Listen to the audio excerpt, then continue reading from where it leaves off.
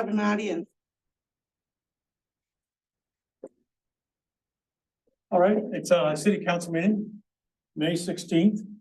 And with that, thanks for coming, and we'll have the call to order Mayor Ikorst, here. Counselor Bergner. Here. Counselor Phillips, Here. Counselor Richards, Here. Counselor Kraus. Here. Thank you. With the start, I'd like to just have a couple comments before we approve the agenda. So, thank you, council, for allowing me to share some thoughts from not only about the last month's meeting, but as a reminder of good practices of our council meetings going forward. We need to keep decorum as a top priority during our meetings. We need to be respectful of other council member views. Prefer not to have or do not talk over council members when they are speaking. Everyone will get the opportunity to share their views. Avoid starting a debate by talking over your fellow council members.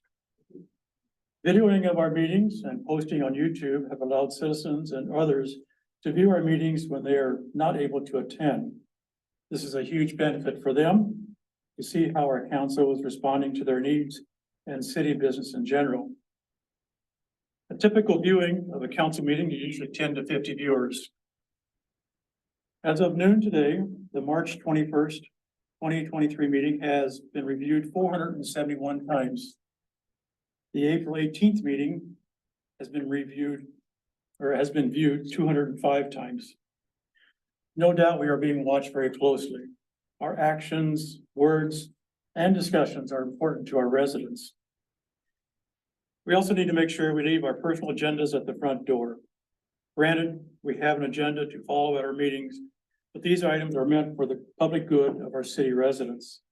We also need to be physically responsible for the use of our property taxes. It is important to work as a team to find solutions for the city and our residents, not a personal agenda relative to one's special needs. We need to have a public forum for our residents to share their comments. As we discussed at the April 18th meeting, city staff was asked to look at other city public forum policies, and I believe that is being done or has been done. Regarding our current public forum criteria today, I agree it needs to be updated and protocol identified for our residents speaking. I'd like to apologize to the council, our residents, and the speaker at the April 18th meeting for having that speaker leave the room. Our protocol in place did not call for that, and my reaction to the boisterous actions of council and the speaker resulted in my error of having the speaker leave, and for that, I'm sorry.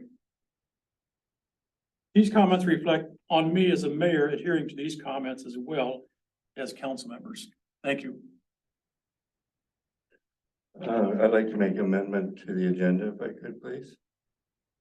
And I'd like to have item number 7. Just a minute. Yep, excuse me. Is there a comment? Well, do you want to make a motion first and then we would? Okay. Make a motion to the agenda.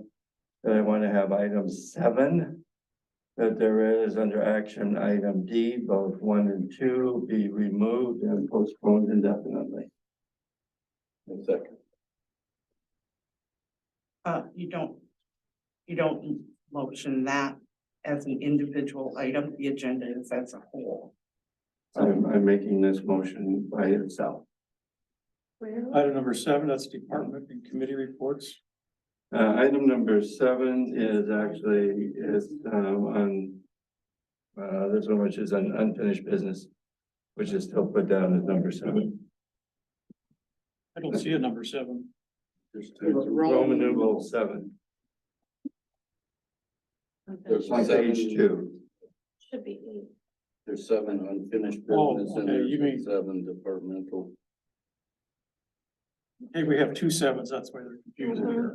Oh, It There's a should be 7 on 8. department and committee reports. Unfinished is number 8. But it says 7 on here, but yeah. However we want to do that. Okay, So can I call for a vote on that, please? would you please repeat your motion now? We don't understand. My motion is to have item 7, which is what it is on page number 2, action item D, both 1 and 2, will be removed and postponed indefinitely. And there was a second. So make sure it's action, continued discussion regarding meeting adequate public forum format. I think that's better served in a workshop. Well, and that is So- where I was headed, because there are some other things I would like to move to a workshop. But not indefinitely, but to a specific. Do we need to date. take a vote on that one since we had a second, as a point of order? Is there a workshop scheduled? We have a second. Yeah, Joe so Richards, second. do we need to vote on that? My preference would be that you withdraw that motion and that we move it to a workshop along with, that same section, unfinished business, item A, that kind of dual policy decision regarding dual representation by the same company. And then also, part of that discussion about organizational protocols, if you will, and practices. And if we're going to amend rules for public forum, that would be a longer discussion as part of a workshop. Yeah, I would still like to have a vote, so it goes on record with that, please. So when you talk about a workshop though, we wouldn't be able to make a Point decision. of order. This isn't up for discussion, it's up for vote. Why is that? Because that's Motion the, for the motion was there for a vote, we had a second, so. Yeah, you have a motion and a second, and then you're allowed discussion. Discussion, I think, isn't there? We can have a discussion on the motion. Yeah, Yeah, I'm just typically. asking a question, so like. With with your A. Sunny, that sounds like we would be making decisions though during that, so wouldn't that need to stay in a meeting? After you've had an opportunity to take the time to discuss the Okay. different options, then you would reach a level where it would come back to a regular meeting. I think just for clarity, a work session is a meeting, because there's a quorum there, so a work session is just another version of a council meeting. Typically, you would not take an action at that type of meeting though, because it wouldn't put the public on notice that you're gonna take formal action. For that you shouldn't do that, so if you wanna take action, you should just make it a special council meeting. If you wanna just discuss without taking action, you can call it a work session. There's no practical difference between the two, they're both council meetings. Other than the work session, we clearly understand no formal action, other than Right. call to order and adjournment. Right. But it does give you more freedom for discussion, Sure. knowing that those specific topics will then come back to the next regular meeting, typically the next regular meeting for decision. Well, any decision that would be made, you wouldn't make it in a work session. Like, that's the way I would put it. I mean, Right. the result of a work session, frequently, the ones I've been to, there's no action required, they just, Right, it's There- discussion. yeah, it's a discussion, there's no Good. specific Yeah. action. So the motion that we have, the motion is to remove it from the agenda or to discuss later. I can amend that to discuss later. Not tonight. And So the then, motion is to amend, take action item D to be discussed at a later time, which could be a workshop.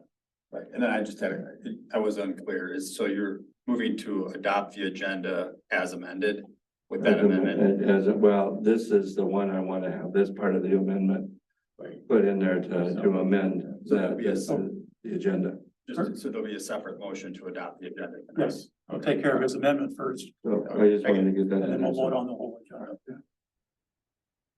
So the motion is to remove action item D under unfinished business to be discussed at a later time, i.e. workshop. And yours too, and A? No, he wants this motion specific to that item. Got it. Any other comments? Seeing none, all those in favor of the amendment signify by saying aye. Aye. Opposed? All right, now we need to have if there's any other amendments, Mayor, I would suggest somebody move to amend it just to renumber the items, because they're. Yes, let's, So it'd be like 7, 8, and then starting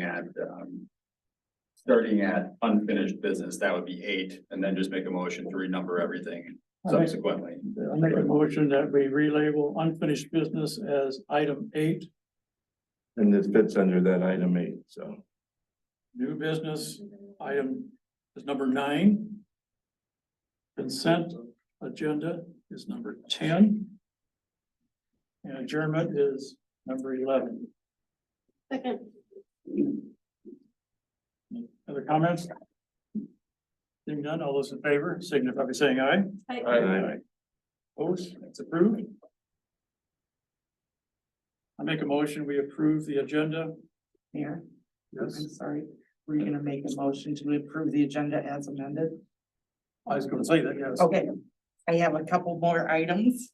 Oh, If I could. yes, One is, on downtown Gold Rush Days. 11, I know council did receive a memo from the attorney. I don't know if you wanted to say anything about that here, just briefly or not. I don't. I mean, Okay. I think whenever the council wants to take it up, it's fine, doesn't have to be. Okay, and then, as I said before, I would like that unfinished business item A moved to a workshop together with the 2 items under D. And then, an action item to set a date for the workshop.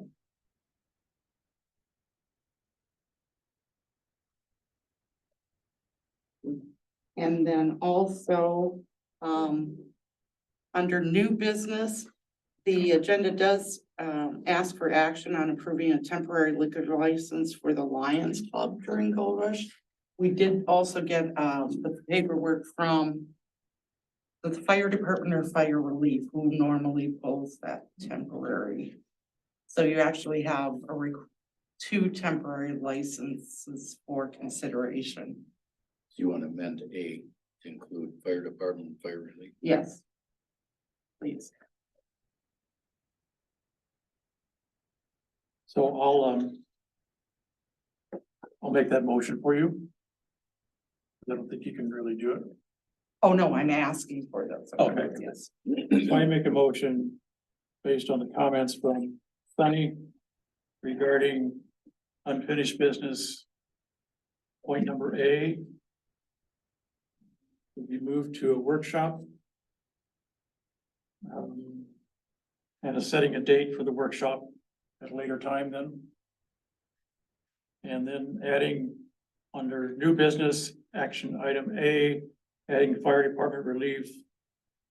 Also for approved temporary liquor license for Gold Rush. I second that. With the workshop to include both A and D. I think you put that- Yes, workshop includes A and D from unfinished business.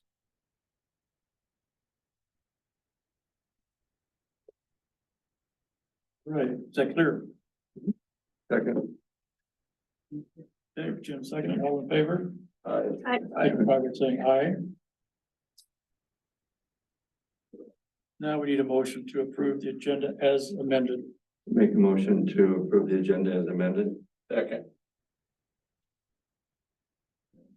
Any other comments?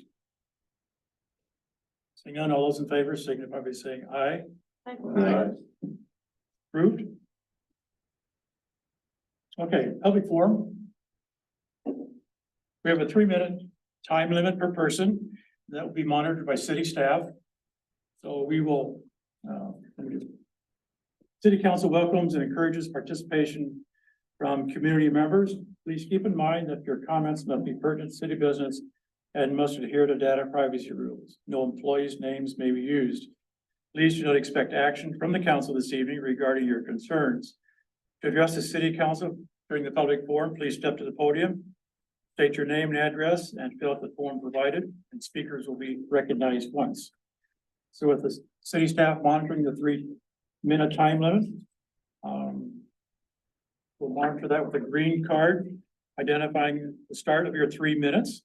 And at the 30 seconds left time period, we'll have a red poster. Yellow.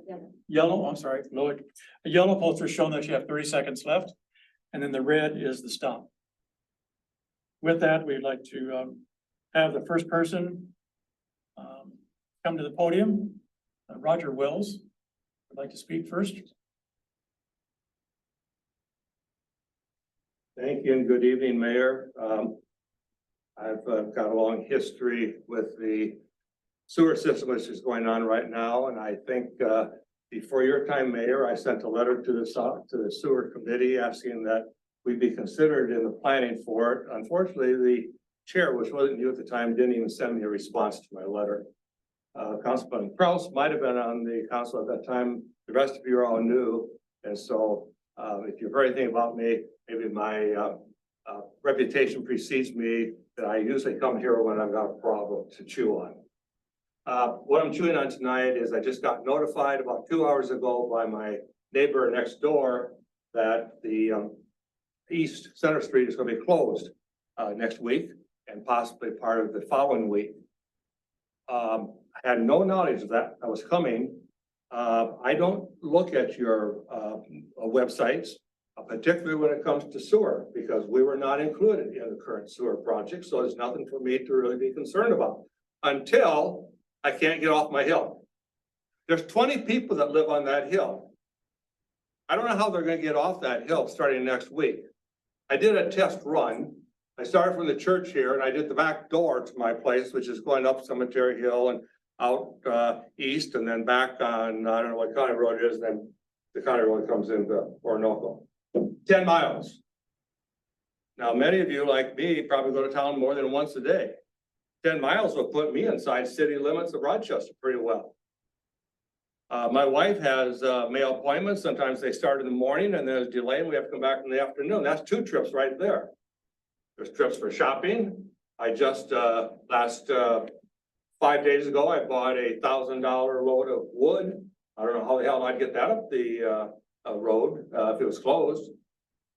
I think there needs to be an option rather than just close it. I understand the reason for closing it. They need to put the sewer in. But to make 20 people hostage in this is not fair, especially when they're not even going to participate or benefit from your sewer program. I have a suggestion for you. I don't know who the owner is of the lot, Carl across the street. They use it for parking. Robertson? Huh? Robertson? Whoever it is, maybe you ought to lease that land for a week. Let people drive across there to get around the sewage project and then go back and restore the land to the owner. But it's not fair to leave 20 people hostage on the top of that hill when you close that down for anywhere from 1 to 10 days, it sounds like at this point. Just very briefly, we'll have an update on our water and sewer, talking about that construction, so probably will address your question then. Thank you. Anybody else would like to speak to the public forum? Second call for public forum. And third call for public forum. We'll close that at 6:48. Sheriff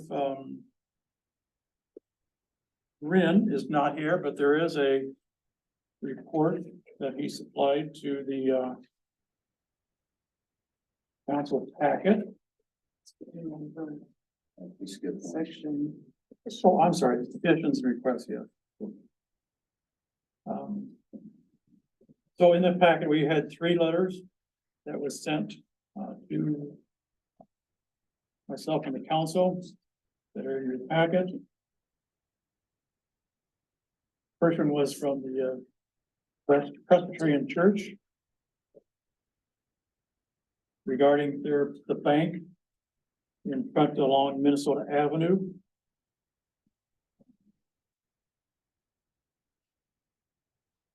So at our meeting tonight, are we just to acknowledge that we did receive these, or are we supposed to discuss these, or It's not on the agenda. the correct protocol? My expectation is that you would delegate them to the appropriate committees.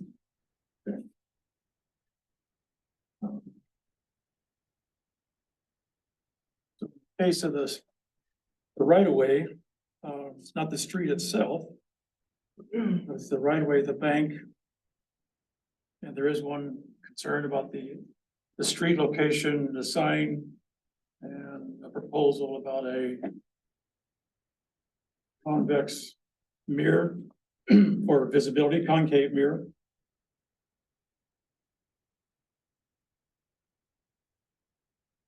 So we could delegate that to the street committee. The right of ways is, I guess that's more following our current code that we have. So I would say that would be our city staff to respond to that. Planning and zoning, I know is Or it's an maybe- ongoing discussion about that as part of the code discussion. In terms of the street committee, what are you wanting the street committee to do? Come up with recommendations? Recommendations for this, the stop sign, the visibility from the stop sign and the concave mirror. It's kind of a street access type of discussion, I would say. There is limited. I won't discuss it because that's not for the street to do that, so. Is that open for discussion, or do you want to just do that to the committees? I would rather have the committee come back with a recommendation, be more appropriate right now. I agree, that's fine. So let's have the P and Z remove or discuss the right of way. The bank, they're asking to cut the trees down. Remove the steps. And consistent mowing of the area. Are you Jeff? Yes. Warner? Okay. It just dawned on me that you might be. He's the author of the letter. Oh, okay. So if you want any further comment from him. If you would like to speak 3 minutes to that, we'll allow that. Sure.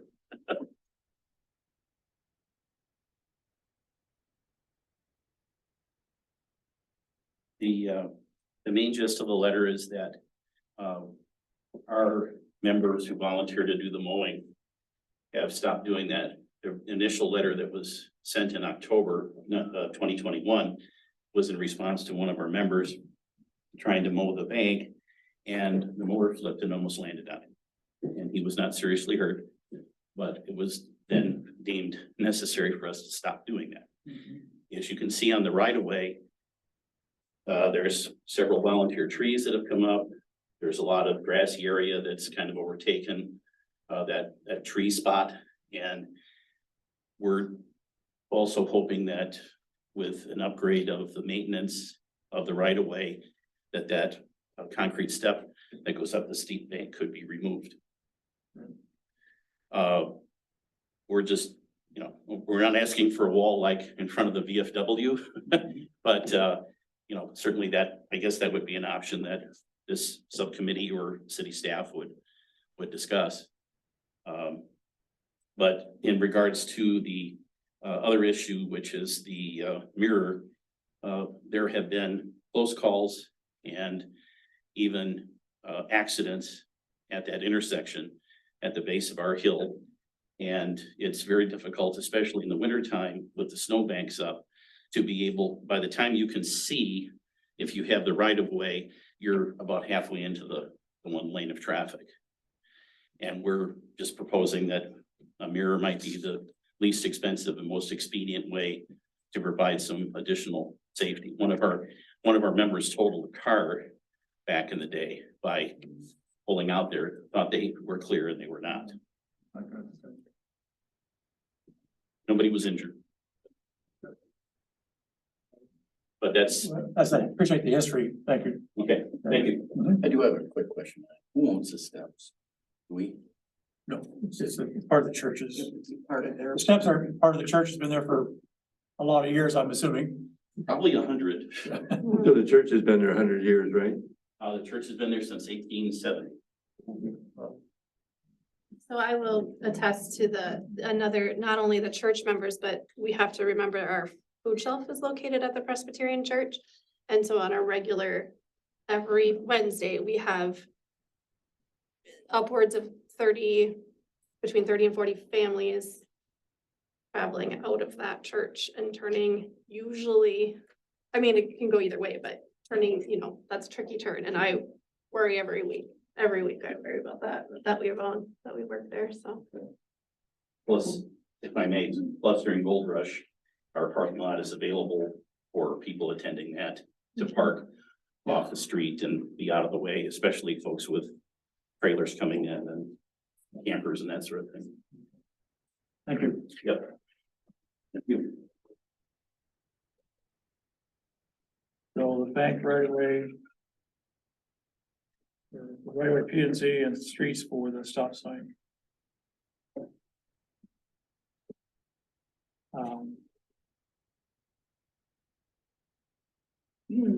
Next item was, the crosswalk in front of the post office. That was painted 6-7 years ago, maybe, something like that, but the reason it hasn't been painted, so they're asking about consideration of a crosswalk. And what we've been told and why it hasn't been replaced is because it's not at an intersection. Is why as a crosswalk is just the paint that's there that is rubbed off, it just goes right to a sidewalk that goes into the post office. And it's my understanding the MnDOT, the only time you can have painted crosswalks across the street is at an intersection at a corner where there's another sidewalk intersection. Can we just move it down then?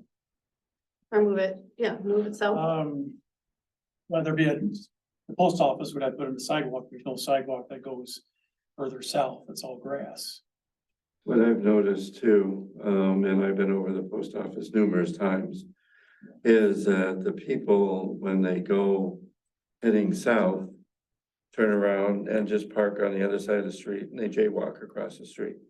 You know, and it's whatever the closest is that they can park to run across the street. And, you know, with the crosswalk, even though I'm not objecting to the crosswalk, but in reality, it's not gonna be used. People will still do what they normally do by running across the street and putting their stuff into the post office. We're doing U-turn. But does it help?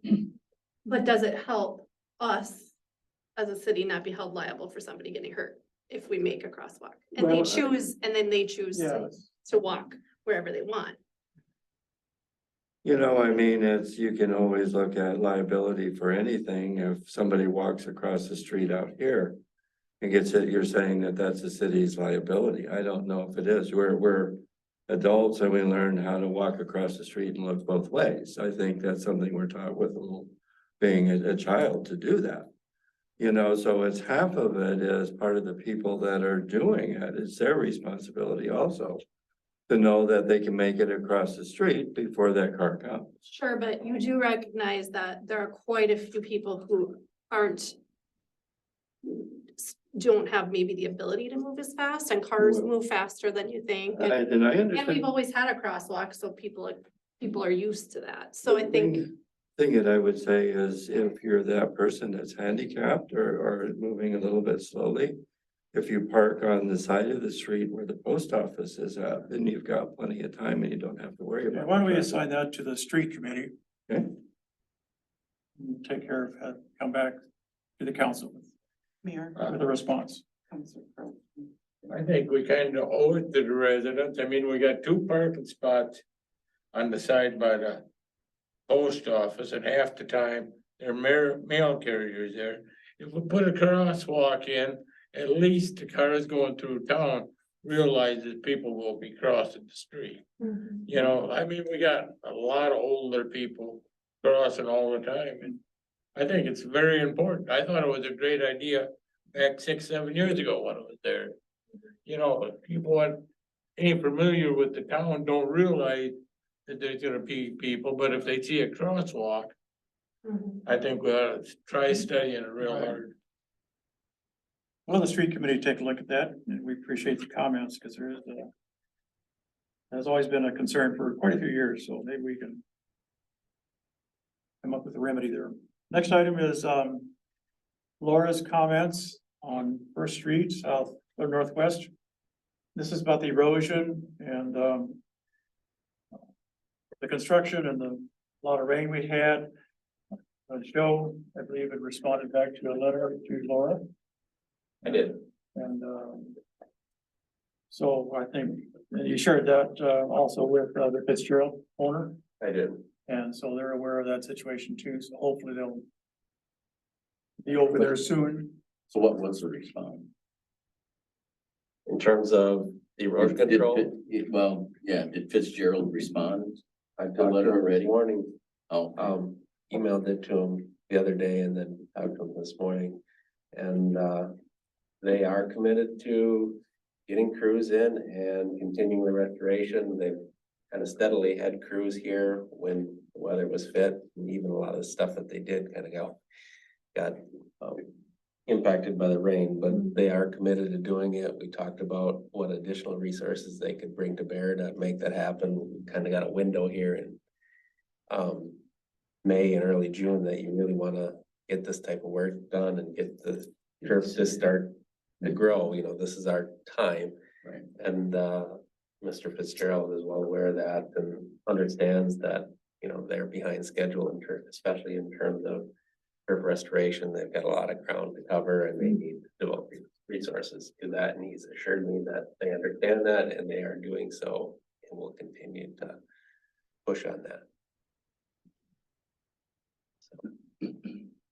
And we'll continue to monitor that and push them the best we can too, but we have almost daily discussions with them about the need to do that.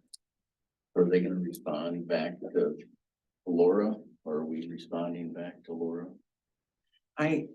She gave me her phone number, so I will be following up with her too to make sure that we're seeing some activity and that as a city, we're being responsive. Yeah. And then the other piece was the potholes at the very bottom of First Street Northwest. Now that's the eastmost part of First Street that wasn't impacted by construction. It's about 150 feet. And the plan originally was that, you know, that street's been in poor condition for quite a while, and the construction plans for the sewer project include the overlay of that with the wearing course, an 1.5 inch thick wearing course in conjunction with the rest of the improvements. And we're looking at what the freeze thaw cycles did to it over winter in conjunction with the construction traffic. It's in pretty bad shape, especially right down by the intersection. There's a, you know, maybe 25-foot square area that it's delaminating and problematic. And so the thought process there, given its current condition, is that I would recommend that we have the contractor grind all of that bituminous up and just reconstruct it rather than overlaying it. Right. Because with that delamination that's occurring and the potholes that are forming, I think even with a new surface, we're gonna continue to see problems there. So the reality is that can happen this summer when they bring the reclaimer back and they start to do the base and wearing course. But there is an interim period between now and, you know, the middle of summer where we're gonna have to do something there. And so Kane and I have been kind of talking about options, potentially getting some hot mix to patch that area, to smoothen it out, to make it better than it is. It certainly won't be perfect, given the nature of the beast there. You know, we don't want to make a big investment addressing that when it's essentially a temporary fix. But we all acknowledge that there is an issue there. The street committee looked at it the other day when we were driving around. Kane has been filling potholes there, and with that last snowfall we got in early Pops right April, back up. a lot of it popped right back out, and so that's been, you know. I also received a phone call from a lady on First Street Northwest as well, and responded back to her with those comments about what we're trying to do to fix it. So And I've had a couple on that street that have reached out, but I will say kudos to Kane and team. They have been down there filling it, and it pops right back out. But the other thing I will say is I've never seen it in all my 20+ years living up there. It's never never popped out like that. I'm sure some of it's from driving, but I think it's a good plan.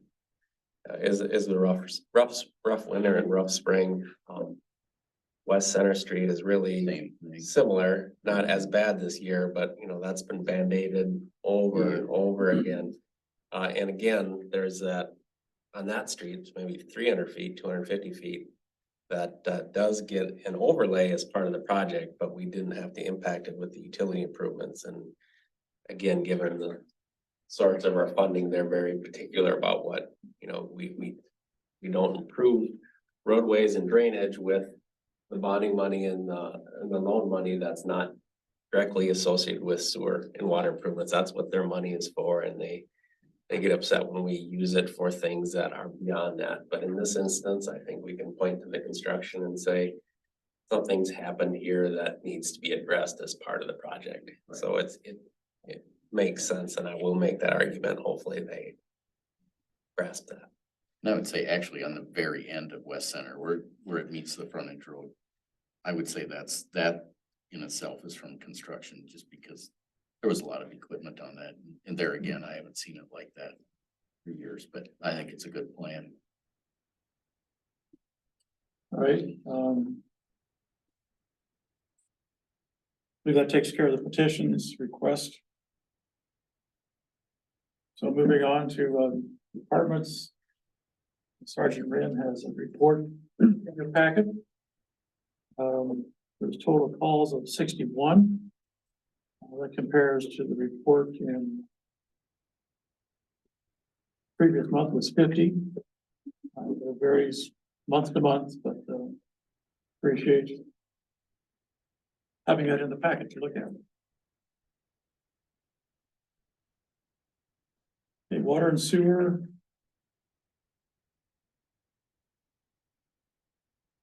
Bill, do you want to share an update on the contract? Yes, absolutely. Septic system Um, treatment plant?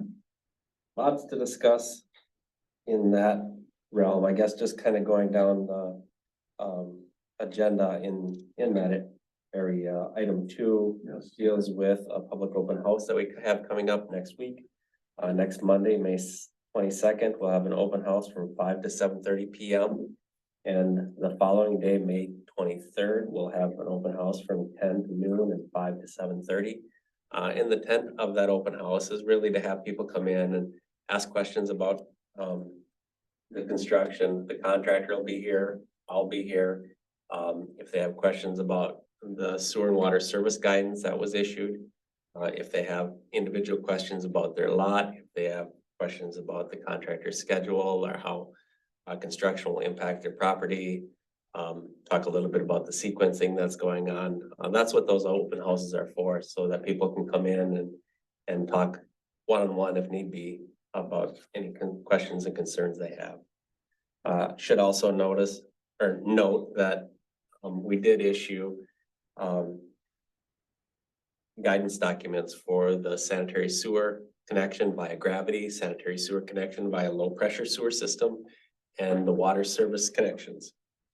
And in conjunction with that, a number of people were mailed notification letters talking about when those facilities will be available. For example, all of the folks that will get low pressure sewer systems were mailed a notice talking about when and what that process will look like.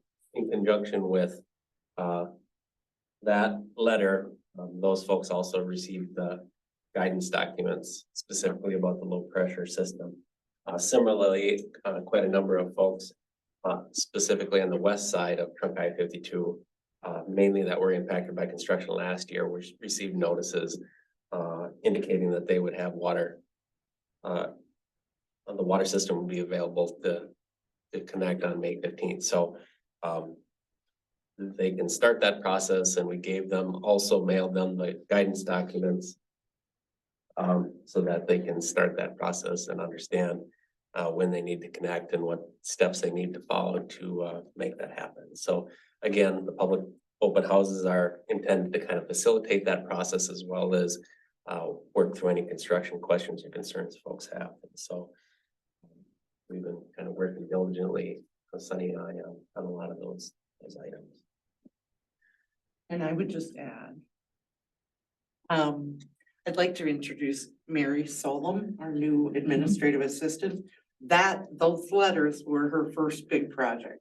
So we broke her in on that whole, welcome to our new septic system and water improvement project. I have a question about the letter with the gravity sewer connection. It's not in our packet, but it was a separate email. Is that right?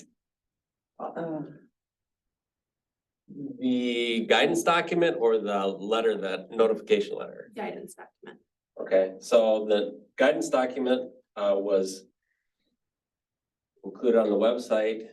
Yes, I mean, I have read it, but I'm just clarifying it's not in our packet. No. Oh, no. Okay, but It I was can, sent to individuals. yes, Those and affected then by up, and then up, and then we did receive it as a council. But I just want to ask, when they were talking about the permit fee, can someone remind me that when you have a gravity sewer connection, there's a permit fee? What is that fee? It's, I guess I don't know what the fee is, but there's you pull on a permit basically to notify the city that you're making a connection and then to facilitate coordination of the inspection. Okay, So Kane or the building inspector needs to physically look at that connection to the sanitary sewer stub as well as that pipe going in the ground. And then it also kind of puts us on notice that we should expect other things like the permit to abandon your septic system. And the contractor will pull a lot of this. Or maybe all of it if that's what the resident wishes. Sometimes that's more effective, but that's really what it's okay. looking So at. currently there is no link to that on our website, the fee schedule is on the website. but like under our city water and sewer, there is, tabs that are helpful, and I would love to see that under that so that people don't have to, our website's not super user friendly. So if we could, The work. it is a work in progress, but if we could make it easy so that a person could pull up the application, and I would even suggest having that fee on the application, because it's not on the application right now. So I would like to see both of those things changed to help our citizens through this process, if Well, possible. Yeah, and I'm just gonna say that we removed all the fees from the applications so that the applications can continue uninterrupted. Oh, that makes Because we sense got too. bit. That's true. well, we took a hit, because of the fee changes between. So then just make sure you have the fee schedule wherever there's links to an application. Right. It needs to be on the Absolutely. same page. Absolutely. And then even Noted. say on the application, please see fee Yeah. schedule for. And I for think price. that's what we put on it, right? Instead of the Okay, actual Well, fee not that amount, one. we just kind of, okay, but we will. perfect. That's Thank kind you. of And I would say just refer to a page rather than just a hyperlink, because. Yeah,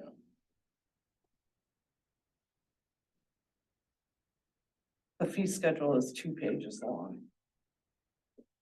Yeah, as long as you can, as long yeah, as you just can, refer to the fee schedule. as long as you can access it on the, wherever you're getting an application, as long as you can access it. It makes it so much easier, especially if people aren't familiar with navigating websites. One-stop shop. Yeah. Exactly. And just to clarify, so that notification letter does go out when when we identify when sewer or water are available to a specific area. And then everybody within that area would get a letter, and with that letter, we're sending out the notices that, or the guidance documents that say, if you have water service connection available to your property or sewer, these are the steps that you kind of go through. So the there letter were- was good. The letter was good. Yeah, there were 60 letters sent out and 82 on the septic, Mhm. so Quite a few mailings. we got Mhm. both of them, but in separate. mailings. Mhm. And then I sent all of those guidance documents out to everybody. I think I've got about 315 emails on my list that I've developed for the project, and everybody, that went out a couple Fridays ago to everybody there. And then, of course, there's links to those documents on the website, and trying to get the word out as best we can. That's the same list that the bi-weekly notices go out too, and it seems like people are starting to see those more consistently. Question, where we at on the switchgear? So that's my next update, so we'll get there, I so didn't, wastewater treatment facility, there is an update. The monthly update from the MP, or that we send to the MPCA and give to the council about everything that's going on at the wastewater treatment plant. There continues to be a fair amount of activity out there. Work really in all of the structures. Most of the underground piping is done, just a little bit of that to do, and all the structures are up and plumbing, electrical, equipment installation, those types of things continue on really all of the structures, but a lot of progress has been made and will continue to be made. We have pretty much completed most of our big concrete pours. So in terms of the structures, all the concrete pours are, really buttoned up except for small pours. We've got some sidewalk and, miscellaneous concrete pads and things like that to pour, but the big structural pours are done. The buildings, the facades, a lot of the interior work is done. A lot of the equipment's installed or being installed. So again, if folks want to come out, you can really start to see things take shape. I'd be happy to walk through it with you or one of my colleagues. In terms of the update, we've been talking a lot about the wastewater treatment plant. One of the things that we've been concerned about is that the electrical switchgear on the front end of the plant basically takes that electricity from the transformer and routes it to the various motor control centers and other components of the treatment facility that control the process. Those switchgear pieces are being manufactured by Eaton, and if you remember, they were indicating that their delivery date wouldn't be until October of 2024. Our treatment facility is supposed to be fully substantially complete in October of 23, and obviously that is a huge problem.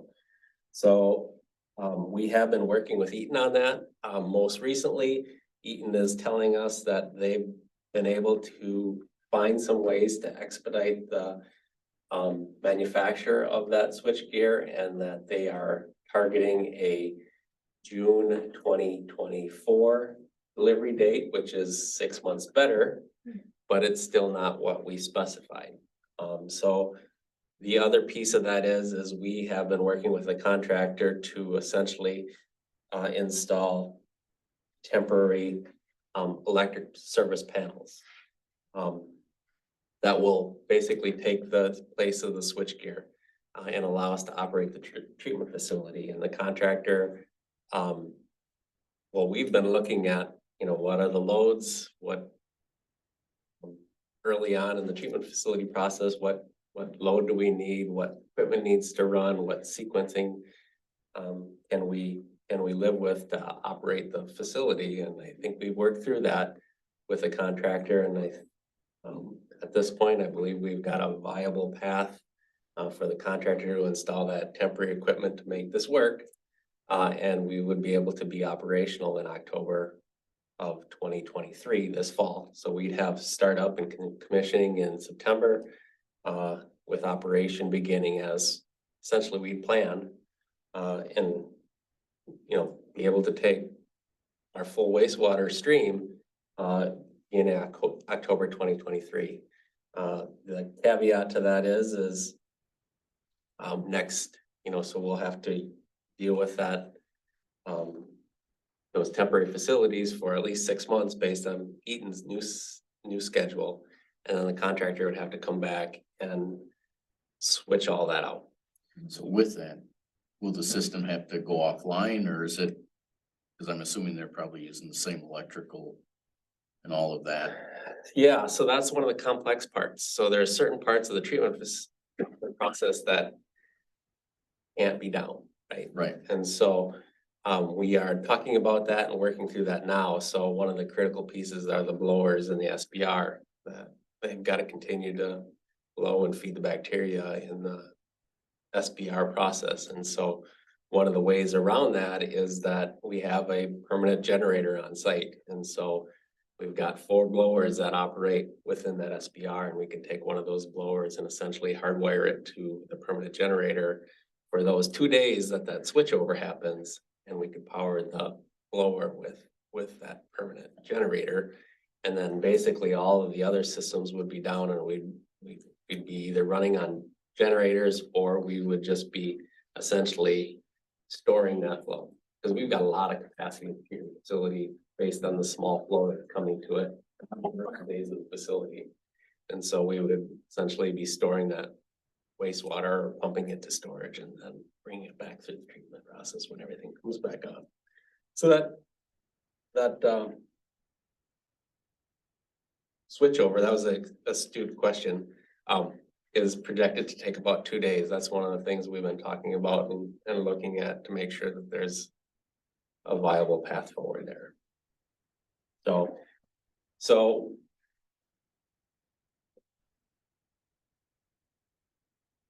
one thing to kind of note is the contractor is essentially going to meet the substantial completion date in terms of the operation of the facility, but they won't have all of the permanent equipment installed until the switchgear gets in. And they will be going through a fair amount of work to make all this happen. And they've been kind of talking about those costs, and I've been also talking about the liquidated damages that are part of the contract. And my thought is that if they can get the facility up and running when it's supposed to be running, if they can cover the cost of that, the city would probably be willing to waive liquidated damages. So it's kind of a little bit of a horse trading. Now, I'm not in a position to make that decision, but that's kind of what we've been talking about. And so this is an opportunity to kind of bring the council up to speed from that perspective and talk about, you know, the path forward there. You know, Does everybody know what liquidated damages are? So that's a phrase that means when you don't get something done on time, you pay. Yeah. The contractor would pay cash back to the city. Sometimes it's like $100 a day, or for a project like this, it could be $1,000 a day. I don't know what it is. And so if the substantial completion date in the contract documents is whatever it is, so let's say September 1st, 2023, if they don't finish by that date, they start paying us every day until they finish. It's an incentive to get them to finish the project. Is there a retainage too?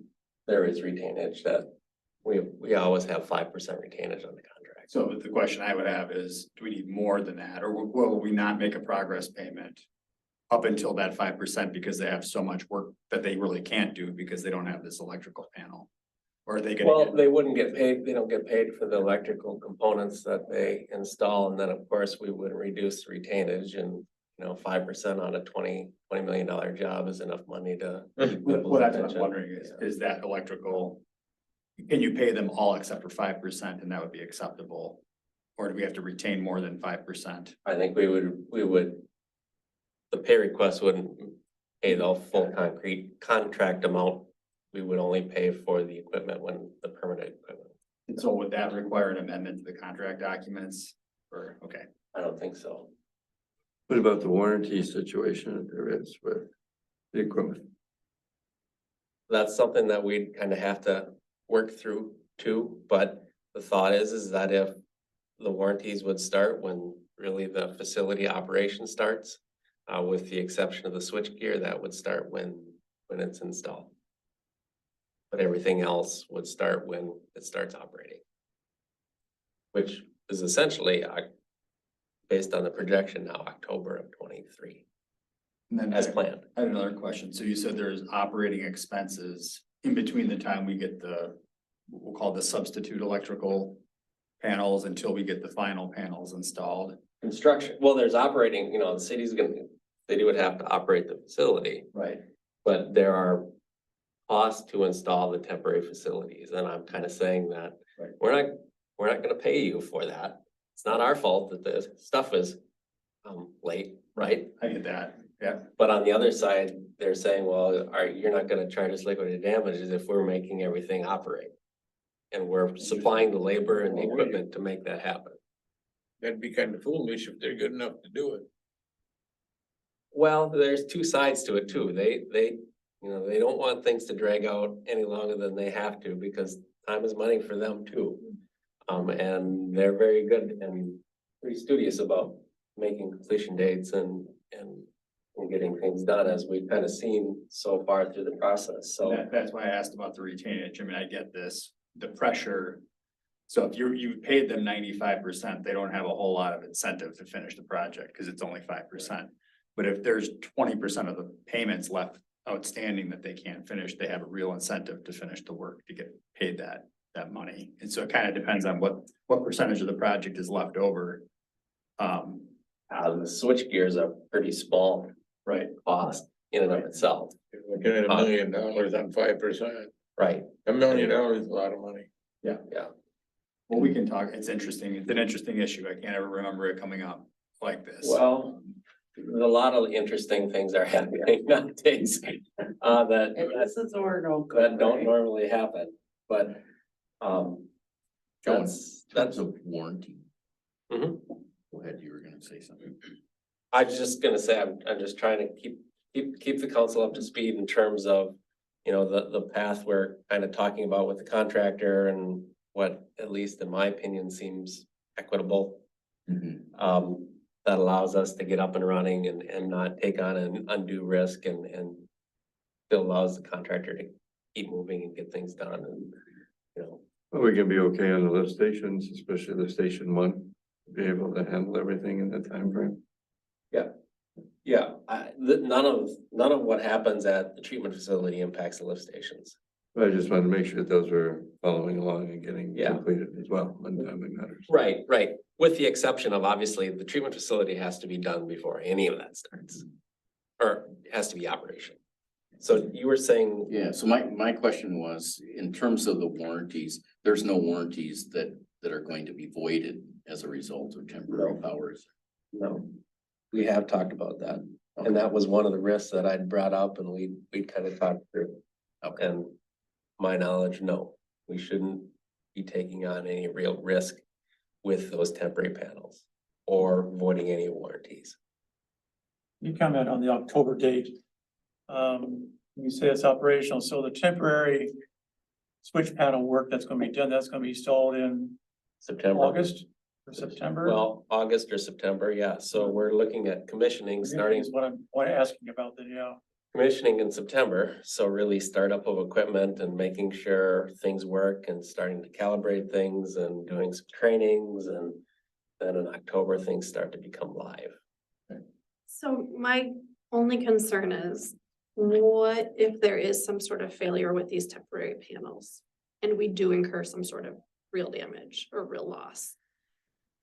And we're not collecting damages. Well, contractor has an obligation to make it work. They're taking on. But once it's installed, is there a warranty on our temporary panels? Will they be guaranteed until we have our? to make them work, yes. Okay. Yeah, and we'll know that, you know, during the commissioning stage, they will have to work. Are they tested? Is that the testing stage? Right, Before you put when them on? we're commissioning all this equipment, we're basically testing it, training on it, making sure that it works, calibrating different pieces before we start to accept live wastewater. Has this setup, the temporary setup, has that been used in another project that you know of? Or is this something novel because of this weird delay? Not necessarily novel. You know, the challenge here is having temporary facilities that are large enough to handle the load. Right. Unfortunately, That's- yeah. early on in the treatment facility process, we've got all kinds of capacity at the treatment plant and our flows are small, so we don't have to run all three SBRs out. You know, not everything has to run at once because we don't need it. We don't need the capacity. And so that allows the electrical loads required to be much less. And so then we can make the smaller panels work to make that happen. Yeah, I guess if if they are contracted to maintain that throughout its temporary life. Right, And, yeah. it has to run. And all three SBRs will be tested as part of that. The equipment, yes, the SBRs are they're big tanks, right? Okay.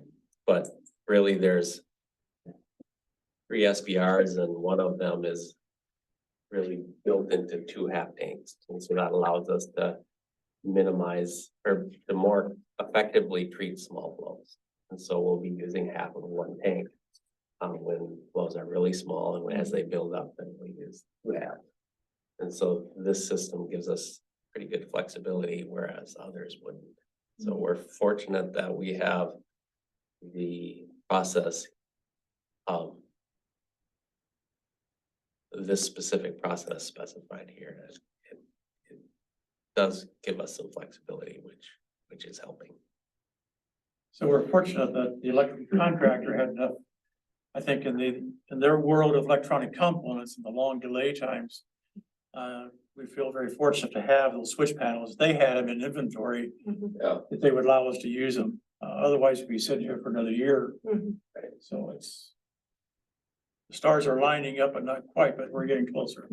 Well, they are, and we've kind of talked about the switch gear and that delay, and I think we're all frustrated with that. And we reiterated that frustration loudly with the contractor, consistently with the contractor.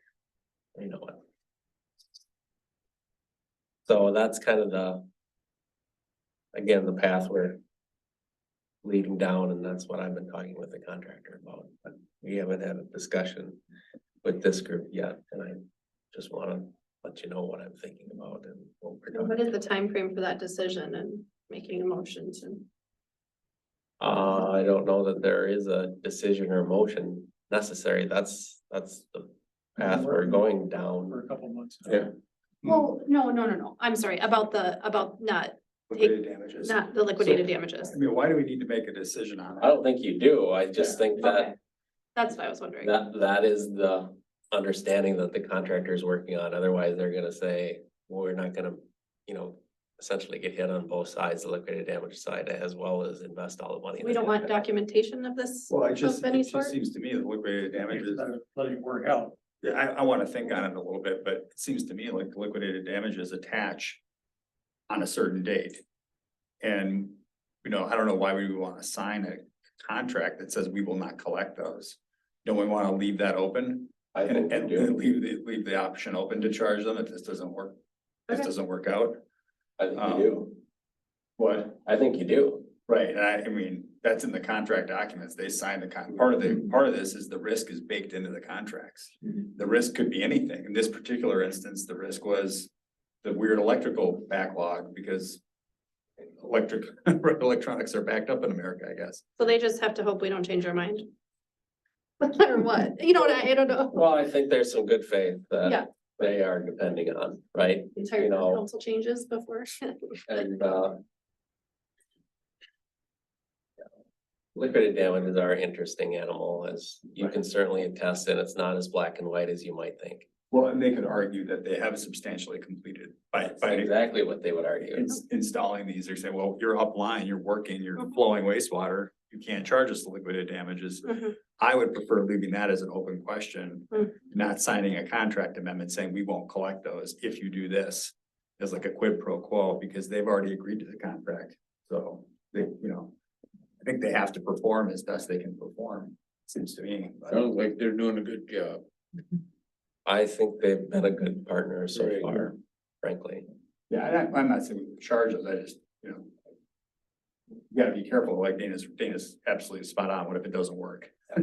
What if things go south? I mean, then that could be a problem. Gerald?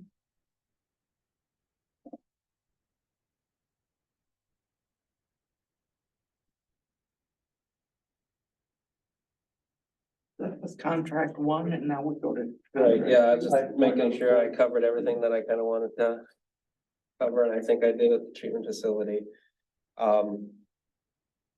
The Fitzgerald projects, contracts 2 and 3 obviously are well underway. We've kind of talked about some of the concerns on the restoration side of things.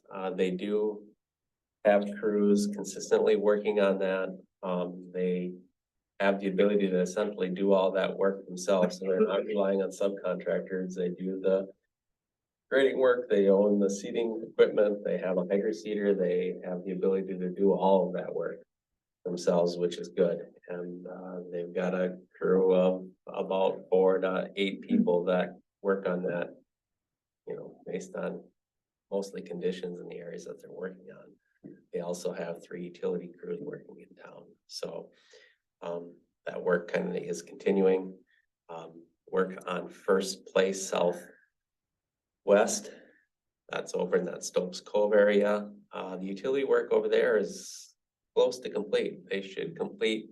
They lost obviously a day on Monday with the weekend's rain, but they should be able to complete the utility work maybe by the end of the week and then follow that up with street reconstruction. They're also working on 3rd Street Southwest. There's been a fair amount of rock over there, but that utility work is also progressing and they're extending that gravity sanitary sewer towards Minnesota Avenue. And the 3rd place they're working on is down by Garden Park on 1st Street Southeast. And that is a location where access has been difficult. The contractor did, in that instance, construct a temporary road adjacent to the sanitary sewer going down the middle of the road. They happened to have enough area there and they were able to work with some of the residents to build a 1-lane temporary road because that's a dead end street. And there's no other way in and out of there. And the sanitary sewer is about 15 feet deep and it's all sand there. And, you know, that makes for a pretty deep, wide trench. And so that has been working okay, but progress is slow. They'll start coming out of Garden Park and working towards East Center Street. And so when they get to the intersection of 1st Street Southeast and East Center Street, there's a manhole that gets set in that intersection. And we're looking at that happening sometime next week. That's why the notices that went out last week are kind of pointing to that and saying sometime next week or the week after, or the week after, there's going to be some closures on East Center Street. And the reason again for that is sanitary sewer manholes and connections in the middle of those intersections.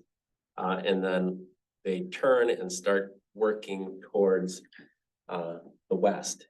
And there's about 400 or 500 feet there where they're installing this deep trunk sanitary sewer down East Center Street, and there isn't a way around. The area is fairly tight. There are houses on both sides. There isn't the ability to bypass traffic. And so that is where we will have to have folks route and kind of take the long way around. And so instead of, you know, a half a mile trip to town, it's closer to 5 miles one way. And that will have to continue for a week to 10 days. There will be advanced notice signs out when those closures are going to happen. We tried to get the notice out well in advance with the notice that was sent out last week to folks. You know, it's an unfortunate reality of these types of construction. There's inconvenience, and you know, we have to provide a safe environment for the contractor to install these sanitary sewers. Some of them are pretty deep, and in this area there's a lot of sands, and so a lot of sands means wider trenches. Even when they pull trench boxes, construction is difficult and it takes a while. And you know, it's unfortunate that there are you know, inconveniences for folks because they'll have to take essentially the back route out of that and head to the east and kind of work around and come in on the north side of town. I totally understand that, sympathize, wouldn't want to do that either, but I don't know that there is another viable alternative that's safe for everybody to use for that week or 7 or 8 construction days. And at night and over the weekend, the contractor will fill the trench in and get construction traffic in and out on temporary facilities. But during that 12-hour workday, that's gonna have to be closed, So it's just during the workday. just during the workday. I wonder if our guest understood that part. So we did issue a, notice number 22 on May 12th. You guys all get these, right? Yeah, but he wasn't part of the project. Right. Well, one of the reasons we're trying to get this stuff out soon, it's posted on city's website, we will put the advanced notice signs up, so people driving through there will see that there will be a closure and they'll know the date. And will you say that it's during the 12-hour, like from 7 to 7 or whatever? Not on the signage. I mean, the signage will just say road closed beginning, May, whatever. Is it possible to make a phone call? If it's really 20 houses there, is it possible for the city to call Yeah. them? It's unbelievable. From 5 o'clock until 7 o'clock in the morning, it's steady traffic by our. Well, that's what I mean. If we should, would it be a possibility if there are people up here that aren't getting the letters? Yeah, to put a sign up, road will be closed, you see them around the country. Well, I think he's saying that will be done, but the time. I don't know if is that a possibility for? Phone numbers are difficult because they're not available. We have addresses, Well, you that's can, true. especially for those folks, because they're out of the city limits. We don't, we can find their name on the county website and their address, and that's it.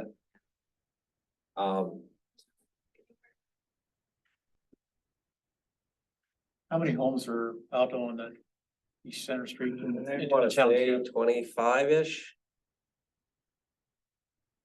I would have to count. You take East Center out, then the cross street that goes up to County Road, is that 18th Avenue then? It goes north,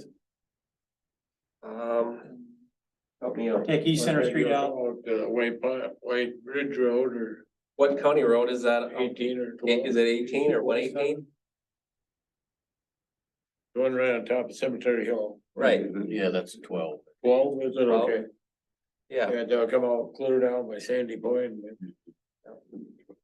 It's about 10 mile, he's right, it's 10 miles around. I think I measured it out on Google and it's 5 miles to town. So it goes clear to 14th Avenue. I walk 4 miles every day, that's a lot further than County that. Road 12. Yeah, yeah. So it's the people coming from Cedar Beach Well, that you're referring to, Carl, that come into town? The people from Cedar There's a Beach? lot of go up hill or Cedar Beach too, yeah, the Cedar Beach one ain't gonna be a big deal. I was They thinking go on on, 18. I was thinking the folks in like Jessic Edition, they probably have the longest route because they have to have it head east and then north and then west. Carl and Rox, he'll have longest, It's just, cause it's right at our house, Okay. it's right across the Yeah. street. just these people, Mr. Wells live. But I got a Kawasaki, I can jump on it. People that- I'll go up through Kane's yard. So, yeah, there's definitely some inconvenience with that, and we'll do our best to try to notify folks and get the words out with the signage and the notices and posting things on the website. If we really want to go door to door, that would be easier than finding phone numbers, frankly. If that's something that you want us to do, I guess I can.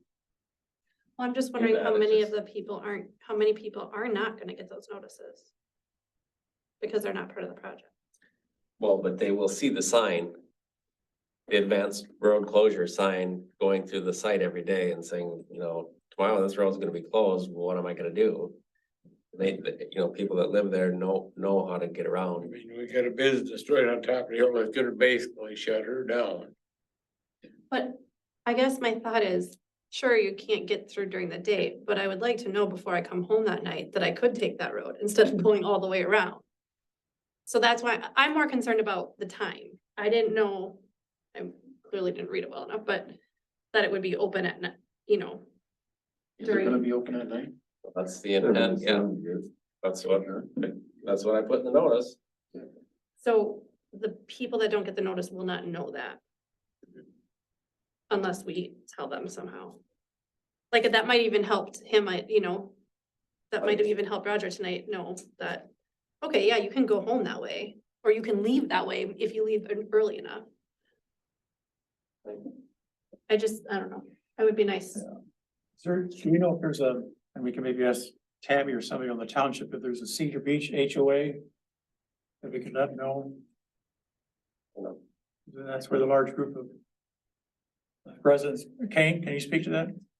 It's 14th Avenue is the back road, so all the Cedar Beach residents can take 14th Yes. Avenue. So there's about 20 residents, 20 homes in between, well, including Center Street. Mhm.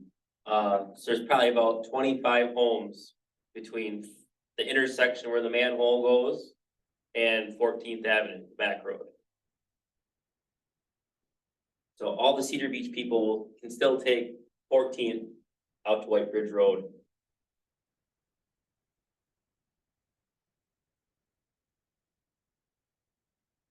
So if Katie and Jeff could divide for those 20 homes and leave packet or the letter in their front door like we did a lot on First Street or West Center Street. We knocked on doors there too, didn't we, or left Yeah, a few hours they paperwork can get explaining that. to us. So, And let us know if it's 5 to 5 or 6 to 6 or how long it's gonna be, cause. Yeah, it's right in the notice. 7 to 7. No, that'd be very helpful to know, and there's people that would happily leave town early, so they didn't have to do that, you know, if they had appointments, for sure. And if we can perhaps let them know that they can sign up to be on your email list, right? Yeah, it's still right in the notice. If you wanna sign up, you can. And that information is in the newsletter that goes out to 55960. And that's in the newsletter, and I put that in every one of my monthly newsletters. There's all this contact information, his email, phone number. Right, but if you weren't part of the project, you might not think you Yeah, needed I to mean, know. it's, You know. you gotta read it, but, It's a riveting piece of information you send out the update. So I don't wanna say. Joe, one. I spent hours on my newsletter. Sorry. Oh, the riveting. I have a final question. Someone asked me about rocks, big rocks. Is it in the plan? Cause I know up on our street and on First, there's a lot of big rocks. And the question was, when they do the top coat or the topsoil coat, are they picking up big rocks? You mean like chunks of reclaim? No, Or- just from digging. There's a lot of yards up there that have big rocks in it. You know, Oh, you mean like left in this? Yeah, they'll Yeah. have to clean all that stuff Okay. up. Yeah. Yeah, I thought you meant in the street section or. Oh, no. Yep. Well, Joe, if you could take those comments of awareness to those residents, especially between East Center Street going out to 14th Avenue, and how we can make them aware of that with copies of letters, I guess that'd be appreciated. Thank you. I do have one more Yes. item, if the council will. Sunny and I have been talking a little bit about it. So with the contracts, contracts 2 and 3, much like contract 1 at the wastewater treatment facility, there is a private utility allowance. And in contracts 2 and 3, those are the Fitzgerald contracts, that private utility allowance is intended to have the contractor to pay the private utilities to extend 3-phase electric to lift stations 1, 2, and 3, and 4. On the new lift stations, as well as extend gas to lift station 1 that runs this permanent generator, right?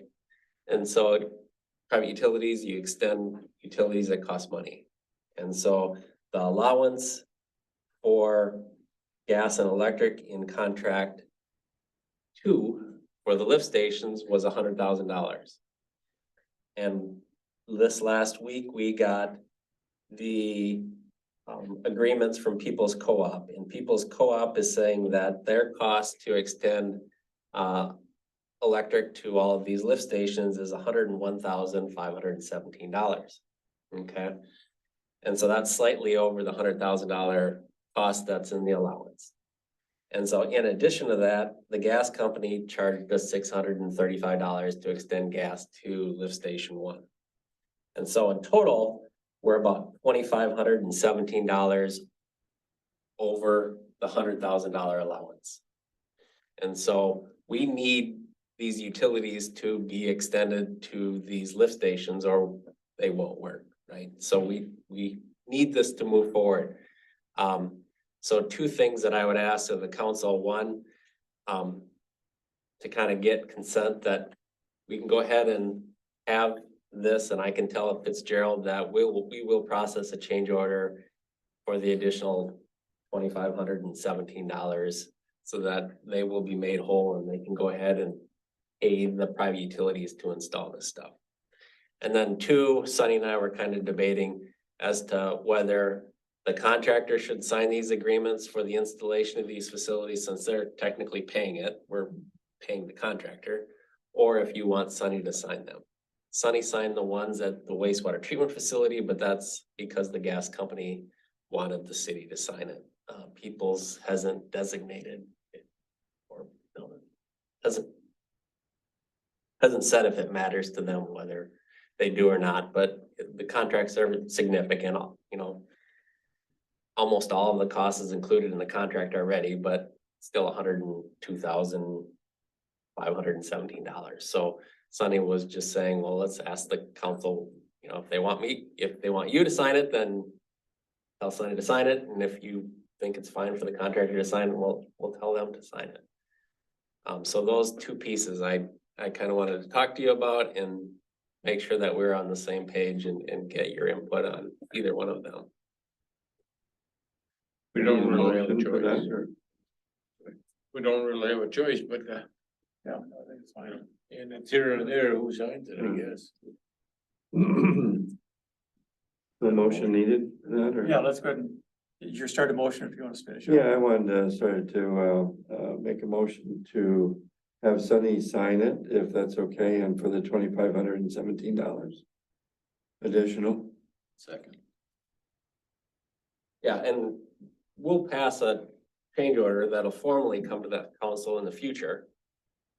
And you can approve, but I don't want to give you something and have you surprised at it or have you say no, and then we would have a problem. So I'm just trying to make sure that we're all on the same page We're here. all big on transparency here. Well, there's a lot going on and a lot to understand, and Any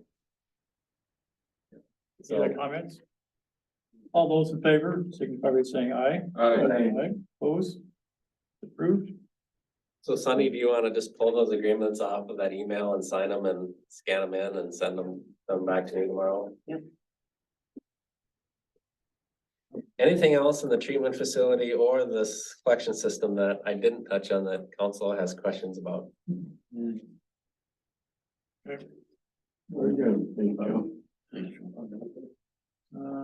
Public Works, is anything else for water and sewer? It said, as you noted in the agenda, we didn't have a quorum. So we will be looking for a sixth resident committee member going forward, so we can get it back up to 7. Currently, we're at 6. Speaker review, Public Works. Hey. Good evening. Evening. Update, we've got the new skid loader and trailer. Thank you all for that. My next topic tonight is, right now we're in need of another vehicle. We've got 3 full-time employees, and we've got 3 seasonal employees for the summer months here. And, what brought this to my attention was, Carl Chevrolet, where we bought our last pickup from, said, if you want a truck for next year, now's the time to get on the list with GM and we can make this a possibility. So they sent me a allocation request form. What do you want? What kind of truck? Let's get you on the list and let's do it sooner than later. You know, we wanted to replace a truck this year, 2023, and we missed that boat because GM's window for ordering was so small. We just completely missed it.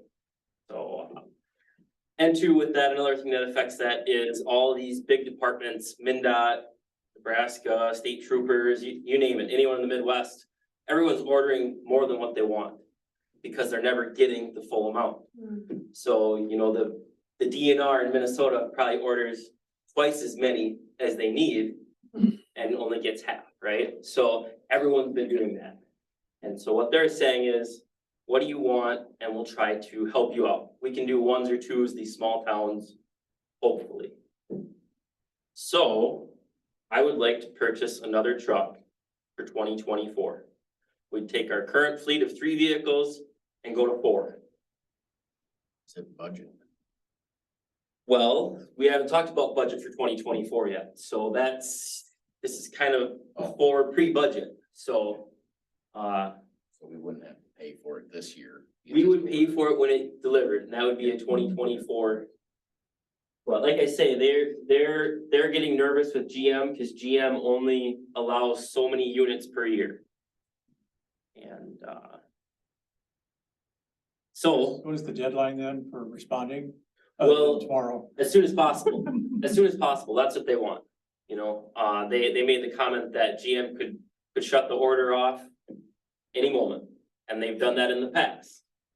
And, that's when you just wait a whole nother year.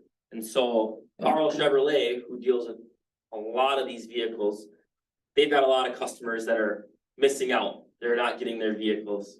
And so they've kind of got ahead of the requests, and they're trying to fulfill all their customers' orders.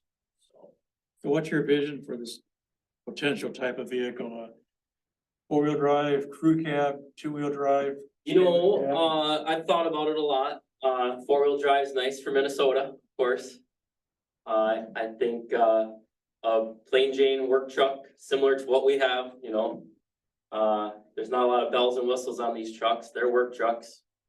And you know, the pricing on the trucks to go from a single cab to a crew cab, or from a 1 ton to a half ton, it's all within a couple $1,000s. You know, it's not, the pricing is very, very competitive, so. Would you be putting a plow on it then too at some time? Well, that's discussion there, you know, do we want to have this 4th vehicle, you know? Who's gonna pay for it? Is it gonna come from the water utility, the sewer utility, or is it gonna come from general fund? Parks, streets, roads, facilities, you know? I think that, having a 4-wheel drive and looking down the road, especially if we want to plow going 2 or 3 years down, that we want to have that ability to do that. So I think that would make sense. I don't think it's an option where we live to not have 4-wheel Yeah, drive for a yeah. city vehicle.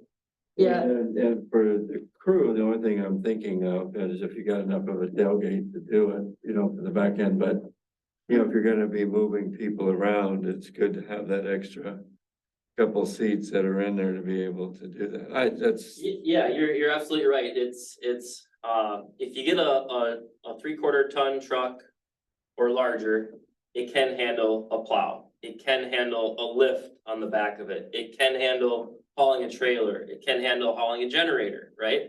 It could be used for water, sewer, parks, streets. It could be used across all of our Mhm. departments, you know? I think you would want that as a standard. You know, I do, cause it's easy for me to say, well, take that truck, that one's ready, that one can do it. All my trucks are kind of the same, you know, they can do the same thing, so.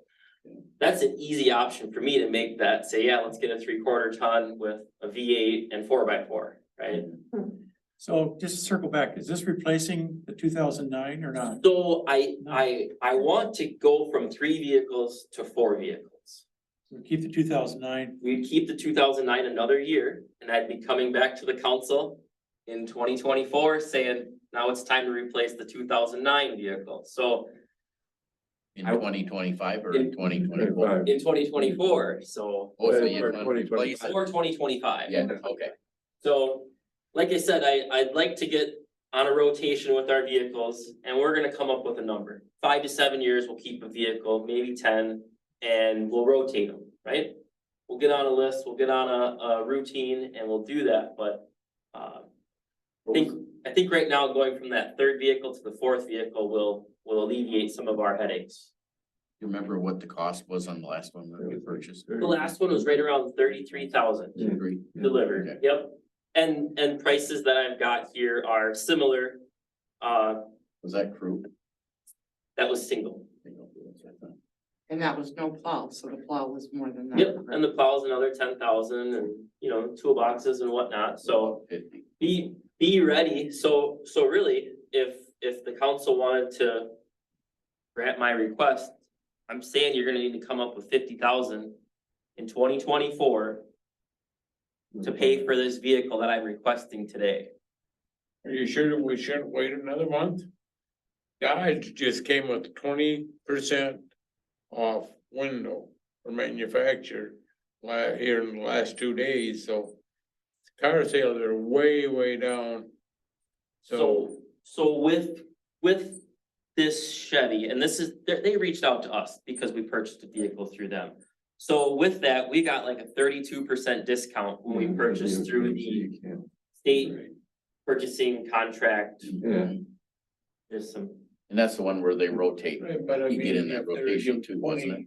nope, then they're we in- buy these trucks outright. They're ours and we own them. I mean, it's worth looking at, so. So, and Kane, didn't you tell me too that getting on this list, we have to commit to paying for the truck when it's delivered, Right. and we don't know whether that will be yet this year or next year. Right? They're saying it's gonna be next year, 2024. They'll get built in 2023 and they'll be delivered in 2024. So you do have to commit? Yes, if you sign this allocation request form and you want 2 trucks or 3 trucks or 5, you have to commit, Contract. so. It was beyond our threshold, so that's why it's gotta Little go bit. to you guys. Yeah. A little bit. I like the one Thankfully. coming about using it for utility trucks, sewer, water. I like the idea from a accounting standpoint, but at the same time, you're limiting yourself of technically or officially using it for something different than utility work.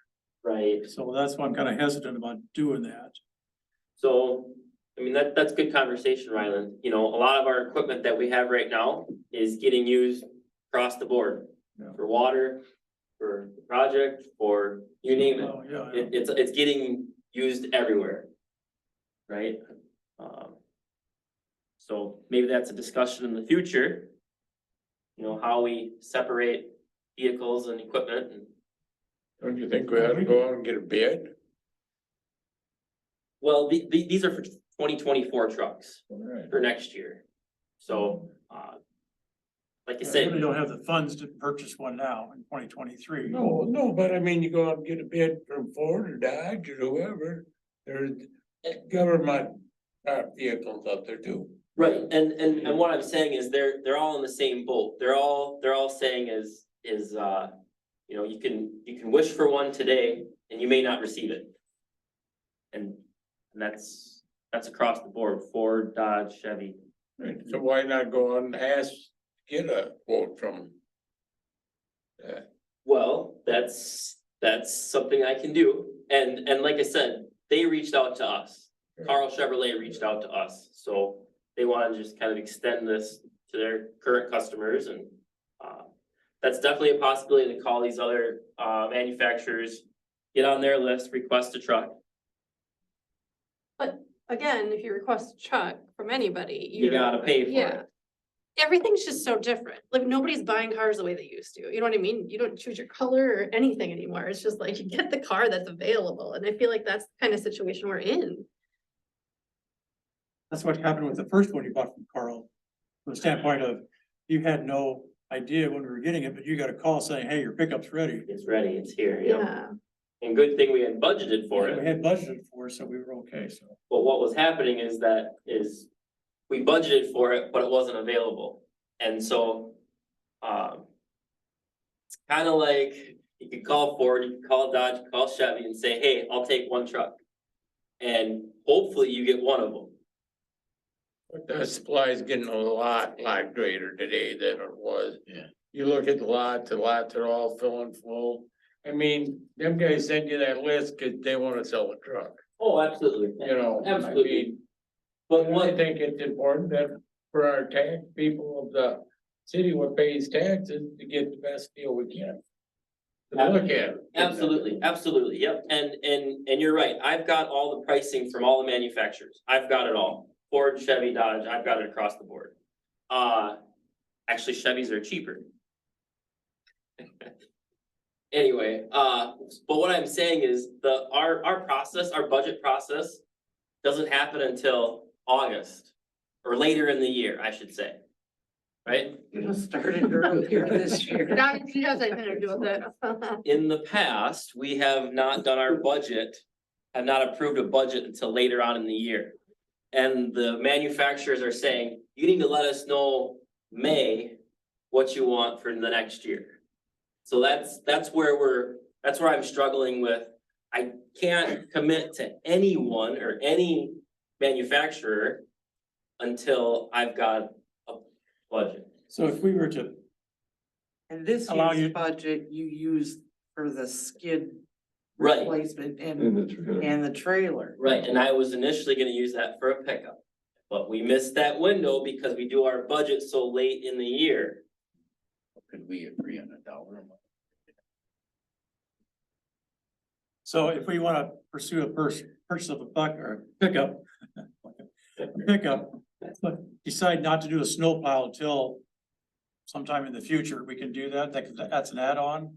Absolutely, but we've made this discussion in the past too, is, pickups will include plows, pickups will include accessories, that way when we say we want a pickup, it includes that stuff, The so best pricing for anything.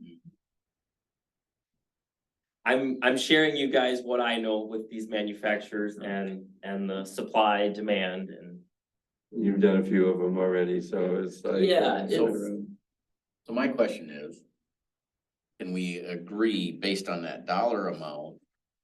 Say, okay, go out and look, get bids. I've got the bids, I've got every price truck that we. Oh, you do? Yeah, it's all, Okay, it's all right here. okay. So, like I say, I just need to have. Budget's not gonna come, we're not gonna approve the 2024 budget until later on in the year. And we're gonna miss out on a 2024 truck on the state contract purchasing. That's what I'm saying, So we so. just have to go into our budget knowing that we are going to.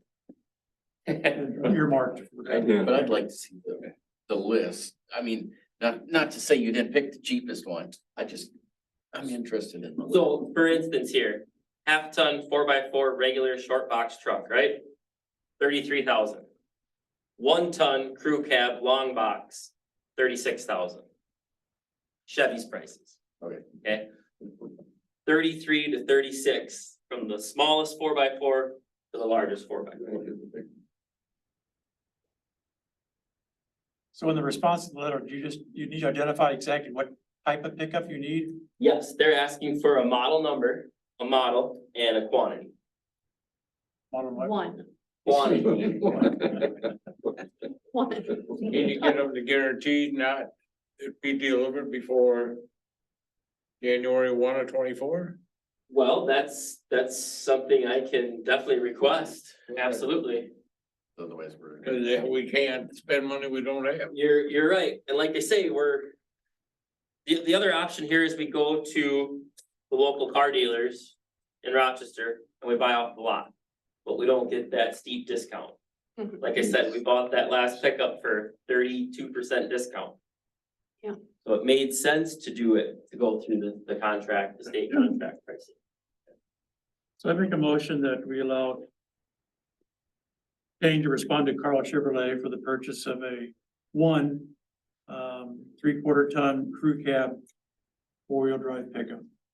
You have a price on it, or you want to put a Two. price in there too, of like around Well, fifty thousand? with the snowplow, so Yeah. up to 50,000. Yeah, I, Just snowplow? You mentioned toolbox. Do we- yeah, you know, those are all things that, Or we can add that later. we can add that to it, but like I said, That's Or whatever, yeah. I think 50,000 is a safe number. I think the plow is Nice. important and Your yeah. second? A second, Yeah, okay. So I think too, at the same time, I think it's a great opportunity. At the same time, I think we need to be mindful of our CIP budget for next year Right. and what else we can do with our CIP, because we do have, I mean, I think it's smart in getting the pickup for that price equipped, because I think we all have concerns, or I do for sure. The cash flow analysis for our treatment plant is gonna be very critical about people hooking up in a timely fashion, such that we don't have to use CIP money to support that, Right. which is a possibility. We don't know that, of course. That's So good. I just want those comments to be in the record that we are concerned about that. That's a good point. They got 1 year or 2 years to hook up. One person says 2 years, one person says 1 year. Right now, that's a good comment, Carla. Currently, the ordinance is for 1 year after operational.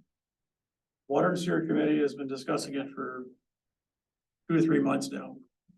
And I was hoping to bring something back to the council from our April meeting, but we didn't have a quorum, but there is some discussion. We have had comments and discussion about using instead of a 1 year identified as a 12 month or a 24-month time period. And not tie it to a September 2024, October 2024, 25. Just go by a month calendar. Here's so many months, but we haven't brought that out of the committee for the council to review. We should be discussing that in June and come to the council, because it is coming up and we need to let our residents know too.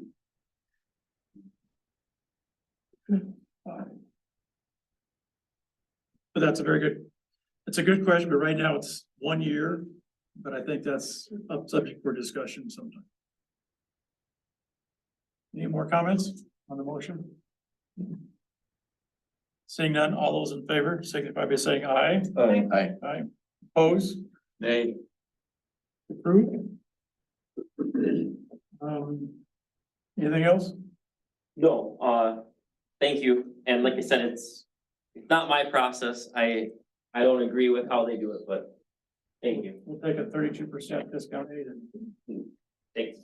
streets and roads. And Renee and I will be looking for our share of the CIP funds. All right, okay, Joe, is that, we're ready for this? Yeah, did this get in the packet? Sticker show here, Yes, you all have it. just laying on your desk. So I did put together a one-page letter, with a figure and a cost estimate, that discusses the the proposed 2023 street maintenance improvements. And so every other year, the city, since at least 2006, has done a crack fill and seal coat project. And so this year, every spring, we get together and look at the condition of the road. I think we did that on May 8th this year. And Kane Morel and I had the opportunity to drive the streets and look at and talk about the age of the existing pavement and when maintenance was performed on the streets in the past. And then we made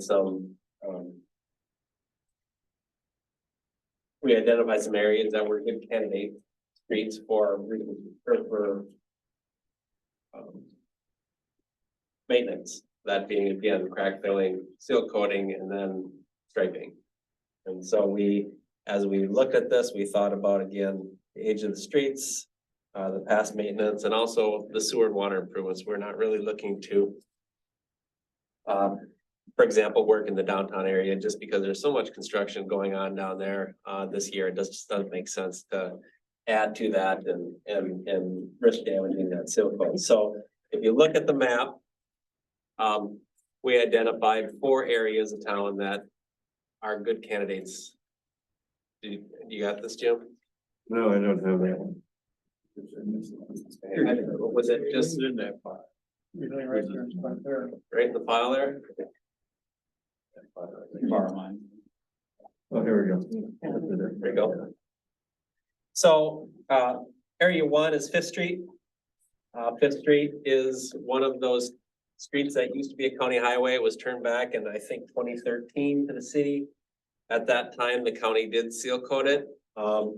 That is a fairly wide street. It's got turn lanes, it's got, wide paved shoulders. It's a pretty significant roadway. And then, of course, it's got, pavement markings. So if you crack fill and seal coat it, you've got to, redo the pavement markings. And it is also one of the higher, speed and higher volume, roadways. And so with those, much like we did on Lake Shady Avenue, we would, seal coat that, and then we would cover that seal coat with a asphalt emulsion, essentially a fog seal. And so at the end, it's all black and there's no loose aggregate. And so, after that's done, we'd have to restripe it. We also identified off of Fifth Street, Second Street Northwest, that was also a turn back from the county. It really hasn't been touched since 2013. And that is a lower volume road. We would just seal coat and crack fill that. No striping necessary, no fog seal over the seal coat. Area 3 is Lake Shady Avenue, also a turn back street. That's basically the west frontage road, north of the Middle Fork, the Zumber River. And that's just like Fifth Street. We would crack fill it, seal coat it, fog seal the seal coat, and then restripe it. And then the last area is River Parks, the River Park subdivision. That was paved, I think bituminous pavement in 2016. And so, you know, that's been about 7-8 years since that was touched, and that's about the window we look to start the first seal coat process. And so to preserve that pavement, that's another candidate that we could make an investment in. And so if you look at the last page in the summary, you kind of get a sense of the cost of all of these areas. So area 1 has an estimated construction cost. That's Fifth Street of about $116,000. Area 2 has an estimated cost of about $9,000. Area 3, Lake Shady Avenue, has an estimated cost of about $51,000. And then area 4, River Park subdivision, has an estimated cost of about $65,000. So if you add all those up, it's about, and then you add in a little bit of cost for engineering, you come up with about a $250,000 maintenance project, which is more than what we have budgeted by quite a significant margin. And so what I'm asking the council to do is to consider these improvements. And if you want to move forward with one, pick 1 or 2 of these, depending on the size that you think can work within your budget constraints for this year, and go ahead and we can get quotes to do that work. So what's the engineering cost involved, Joe? Simply putting the quote package together, putting this letter together, doing the construction inspection, the pay requests, things like that. And we kind of estimate that at about 5% of the construction cost. I guess my first thing would be pick the roads that are more traveled. Right. So Fifth Street. Yep, and that's the highest cost one because it's the biggest, right? What did we get in our budget for it? Well, do we have just that one? I think we have, well, Sunny maybe talk to the budget. Ryland, do you want to talk to the budget? Sure, so in our CIP, we had 100,000 that was designated. And we've used First, we've used 50,000 of that for the skid steer loader and trailer. Pretty close to 48,000 or something like that, so. So there's a remaining $50,000, so, to meet, to stay within our $100,000 that we talked about. So- I'm sorry. Go ahead. I'm just gonna say, I think, we have spent more than that if we look at budget reports.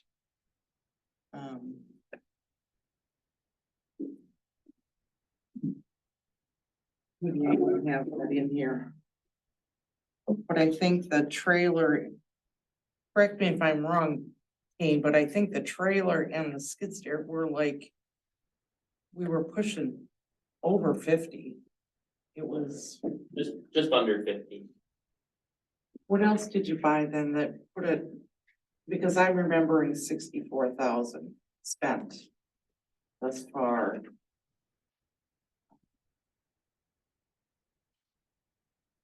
You get the plate. That came out of streets and roads budget. The two requests I had from CIP was the trailer and the skid loader. Okay. Do you remember anything else from them? It's not gonna be in mine. Yeah. I don't think anything in our budget that would help with our package to help verify that. I know it's 38,000 for the skid steer. Yep. I got the total here, let me. Now that was 10,000 for the trailer.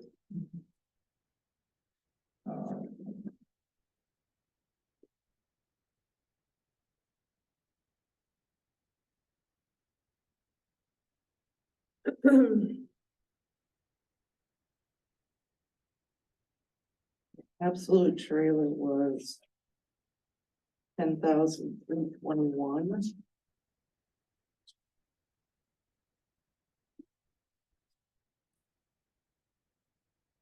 I've got the number here, Sonny. I just looked at the check amount.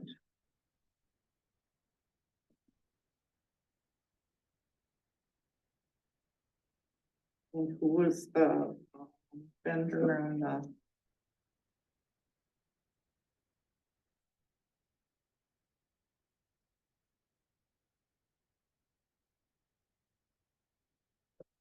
RDO, the generator work? Where was that coming out of? No, it's Ziegler. Is the vendor.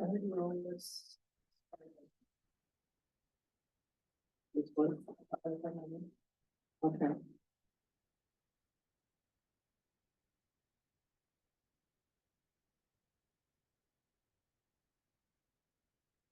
While you look for that, can I ask you a question, Joe? With the painting, you know, on Fifth Street, right where the bridge, like when you're not quite into town yet, and you're just going past the bridge and Orinoco Auctions is there on the north side. You know how I feel like the turn lane is wonky?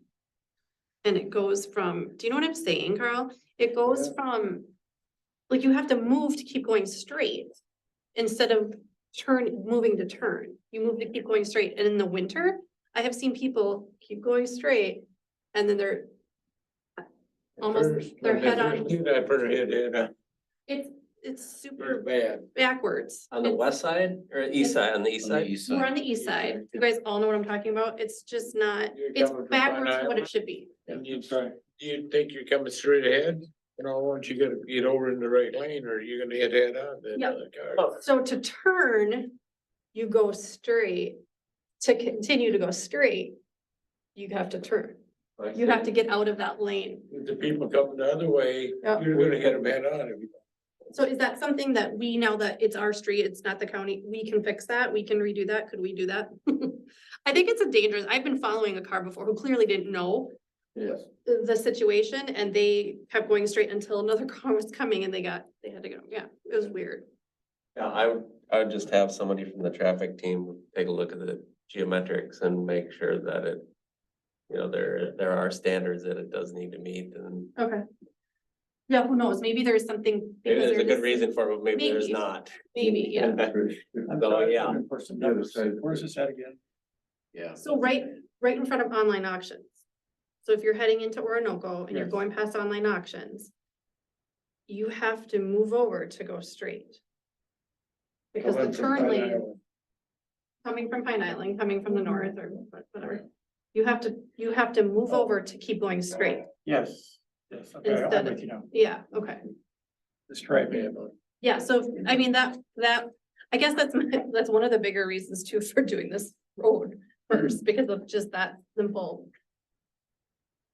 Strange line. So if we have this $50,000 number to work with, unless you come up with something. 48,455 was the trailer and the replacement. But it, again, oh, that's the total right there, on page 8. But here's, the request, oh, that was just for this month. So I'd have to look at what year to date was. But where I was going with that too is that $100,000 is not, correct me if I'm wrong, all of you. I'm not understanding that $100,000 per year is all public works or streets or that kind of thing. I mean, the fire department wants a new truck. First So- responders wants a new vehicle. I'm just thinking that it needs to be. Well, the CIP, yeah, I understand what you're saying. The CIP is not strictly a budget item. The CIP comes out of for lack of words, the checking account. And there's designations within that checking account for the capital investment fund for fire equipment fund. They got their slice in there too. So there's different slices within that fund outside of budget. It's a non-budget item. So we just appropriate $1,000 to CIP use. Yes, that's the right word to say. But it's not designated by department. Well, in the past, we have, I think I was explaining it before, we've had meetings in the past with Mike Babani about, about the different CIP functions and uses. Kane has the list of his future items and wants and everything, so those are all put into bucket years, if you will, and that we've done in the past. That's why I think it would be good to have a CIP cash flow analysis, for lack of a better word, with Mike Babani sometime as a council. It's not we've had this in discussion. I think 2019 was the last time we had a CIP discussion about fitting in CIP fundings for the different years, so. So to Sonny's point then, is there so much on CIP that says, okay, out of CIP, this is for the fire department, this is public works, this is, for. We have done that in the past. The only discussion we had was back on August 30th. August 3rd, August 3rd, when Joe Kane came to our budget workshop and we talked about, using the CIP for, purchasing something, I don't remember, plus also 50,000 for seal coating, because that's the ballpark number. So that was in our minutes. Now, there's other, we'd like to do a gazebo and River Park and things like that, but I guess we need to pick our battles of what we want to really spend the CIP funds for and the benefit And for our citizens. that's all I'm saying is Yeah. that it needs to be a discussion, I think, rather than. And my concern, if we need a fire truck, are we gonna have the money to get a fire truck? You know, cause that's a big deal. They want a pumper or Oh, something. yeah. Right, I know they have. Doesn't A tanker. if Yes. they like. It's in the report, it's in the minutes today, in your packet about how much they have already in their funds. They got $506,729 in the special fund. They have a general fund balance of $137,792, so there's funds within theirs, but we also have funds in our CIP capital investment fund too. $425 account. So it's a combination of, if the city buys, in my impression, the Relief Association won't buy the truck, the city will buy the truck for the fire relief. I'm assuming that's how it works, like, when they bought the fire truck. The fire relief gave us, towards the end of it, they gave a $35,000 payment to help pay off the loan that the city purchased the truck for, so. But they do the specking out. I mean, we're trying to get into a preventive maintenance program with our street fund, and I think it's a valuable asset and it, there's a lot of cities that don't have near this type of maintenance program that we've had. The City of Lewiston was just crumbling with streets, you know. And I, work in Zumbrota, and I would say that I appreciate our streets. Good job, King. Cause it's not so great in other towns, I would say that. Right. And I'm not disputing the need for any of these kind of No, it's, expenditures or anything. I'm just saying. I think we need to have a big We discussion. only got 50,000 to spend, we can't do a whole lot this year, but we're gonna have to look at what there's there. Yeah, so other areas that need it, we may have to allocate. the thing I think either, in my opinion, I think either the Lake Shady area number 3 for 51-6 is important to consider. I like the idea of the river park from the standpoint of there's so many residents that impact by the streets. Just like we did Riverwood Hills and last year we did Cedar Woodlands, I think. So I think the bang for the buck, in my opinion, I think it's to protect our residents. If the streets go bad and we start having to assess a lot of residents, that could happen. But in my mind, I think the River Park area would be, even though it's $12,000 over, if we have 52,000, 52,000, we're over by $12,000, but I think that would be whatever the number is. I guess you'd have to add on the engineering to it, or is that with the engineering? Probably the best blacktop we got, we'll probably wanna keep it up. Was that? It's probably the best blacktop we got, so we wanna keep it up. Yeah, that'd be the first time it's being done. If we can figure out where to come up with $4,000. Well, and that excludes, correct me if I'm wrong, that excludes engineering costs. Yeah, there's Yeah. So it'd be a So- 5% of that 64. plus or minus, Right. something like that. Yeah. And this is your estimate, right? It is. So we don't know what the bids will actually come back Maybe at. you're way over. Maybe I am. Maybe you're 30,000 over. I doubt it. Wishful thinking, You know, it's interesting, costs have went up just in Seal Coat alone over the last 2 years, about 17% is what my estimate increased. That's a lot for 2 years. But that's what it is. The other option, and it's kind of we'll know more of May 22nd, is that, we know our LGA is going to increase. Right now, we're, about $89,000 is our LGA. And depending on we know there's going to be an increase coming.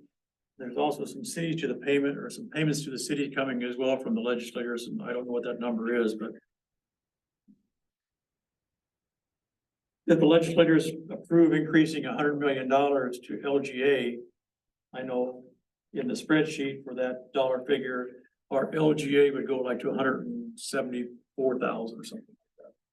I'd like to make a motion to instruct Joe to go and get bids on 3 and 4, area 3 and 4, and see what it comes up with, so we can talk about it next month.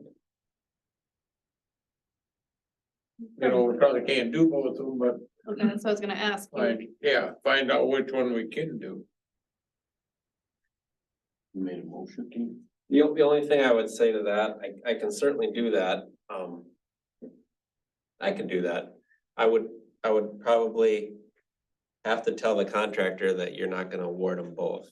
Mhm. Because there's essentially an economy of scale and mobilization fee that goes into that, so they would have to bid it kind of both ways, and you know, one includes striping, the frontage road includes striping, and obviously River Park doesn't. one of the other things that I would mention, we could with River Park pull out Timberline Drive and we could do that when we do Seventh Street. That would remove a little bit of cost. But we're still doing a little bit of construction at the end of Timberline anyway. And we can hit that when we hit Seventh Street in the future. That might make some sense and pull back that cost just a little bit, get it closer to budget. I don't think that, I would feel good about that.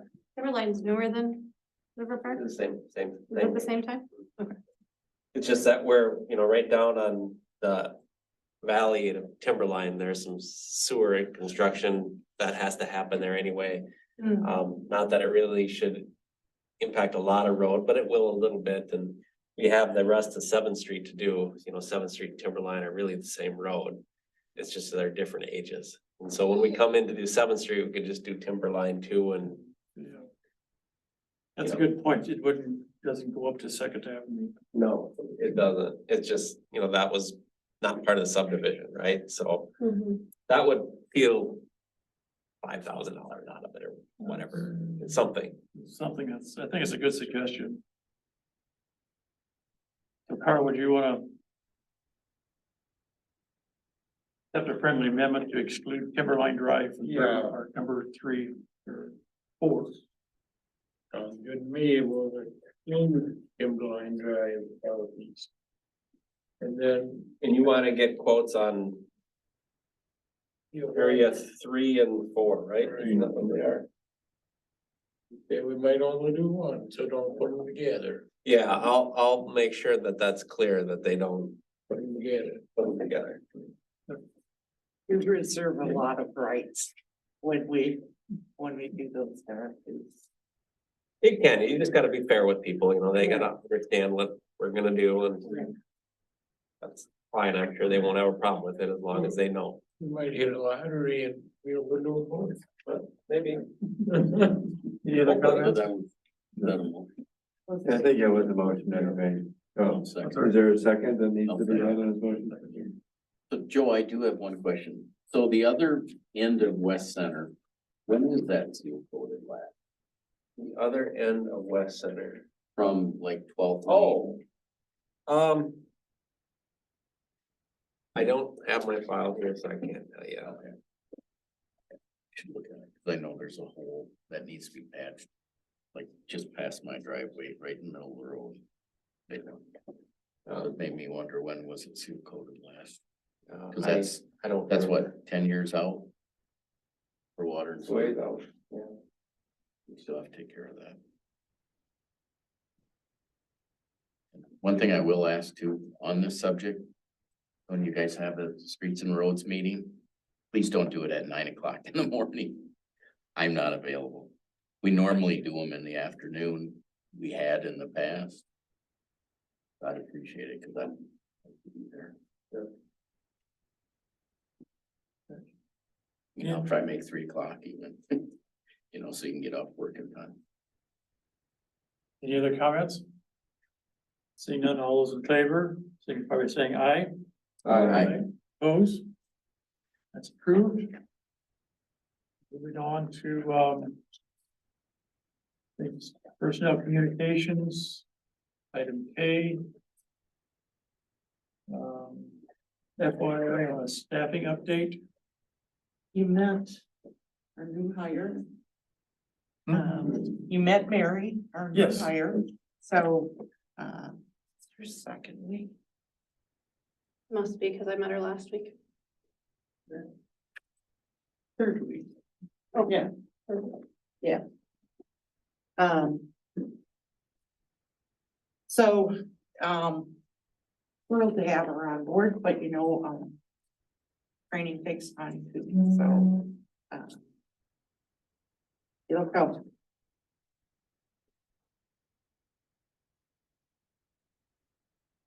Anything else in staffing? I know, but I would back up just an FYI from Parks and Trails at Alice Park event. You wanna say anything about garlic? Oh, yeah, Mustard we're pulling removal? garlic mustard again. If anybody wants to join us from Next 6 Tuesday. to 9, as long as it's not storming, we'll be there. it's kind of helpful to learn about because then you can kind of find it in your own area and pull it. If you need. Where, flow is that, you know, you can get dirty and not get ticks on, and we'll bring some bug spray and stuff. Does the Public Works need to supply anything for there, or is that all being? Okay, Where do you go? I believe we were gonna communicate, Sunny, that they would be, we'd pull it and leave it and they'd pick it up.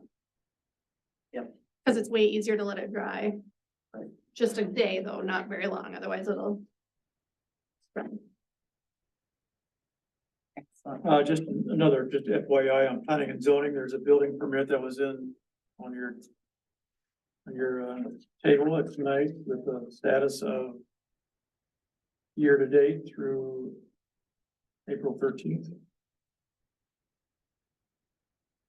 Right, it actually was the 20, yeah, their contract kind of ended, so this is kind of through the end of Roger and Casey's work, with the exception of the plans.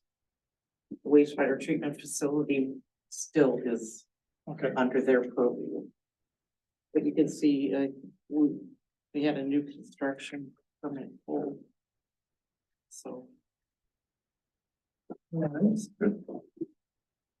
I gotta sneak out. Night, folks. Thank you. Good Thank night. you. Thank you. Next item was our sign, proposed sign.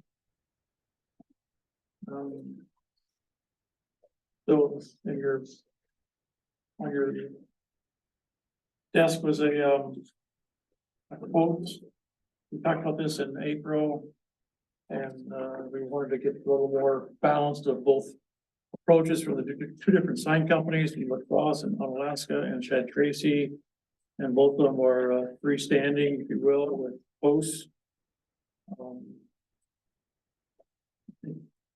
The only thing new from a drawing standpoint was Shad Tracy came back with a drawing showing two posts underneath it versus the brick was a $4,000 to $5,000 option, so. And also just to be equal in comparison to our competitive bids, both of them are just standing, so. The sign from La Crosse is the message board is 2x7 on both of them. The La Crosse sign is a little bit taller. And it's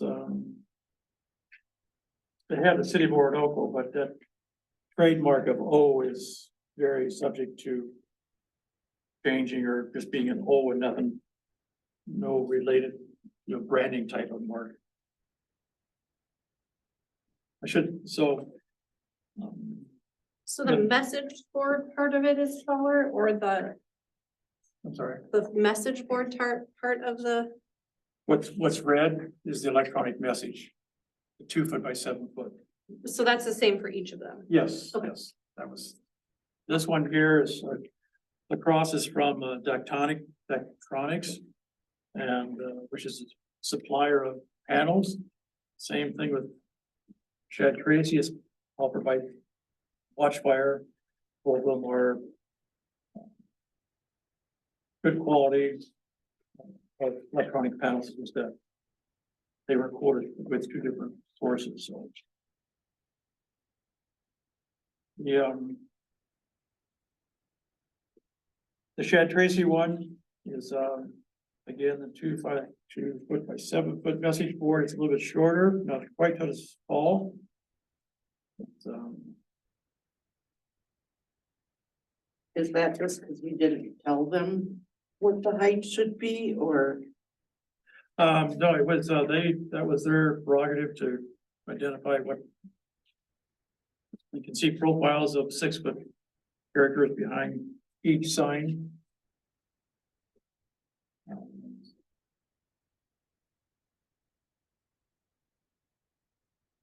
The sign that Shad Tracy put together is very similar to what we have here now with the manual panel.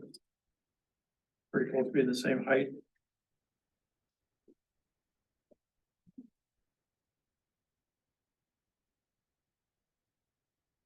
So if on the front page of the email, like that, it identifies the price breakdown. They're very similar, very competitive. There's about $1,400 difference in the one-sided, which would go here by City Hall. And a two-sided one would go over Memorial Park. In the corner of Memorial Park, pretty much where the Lake Shady Avenue and the 12th Street would be in that corner there, a two-direction or both sides. So you can see it from both. The two-sided one here by City Hall doesn't really fit well because of the trees on the north side.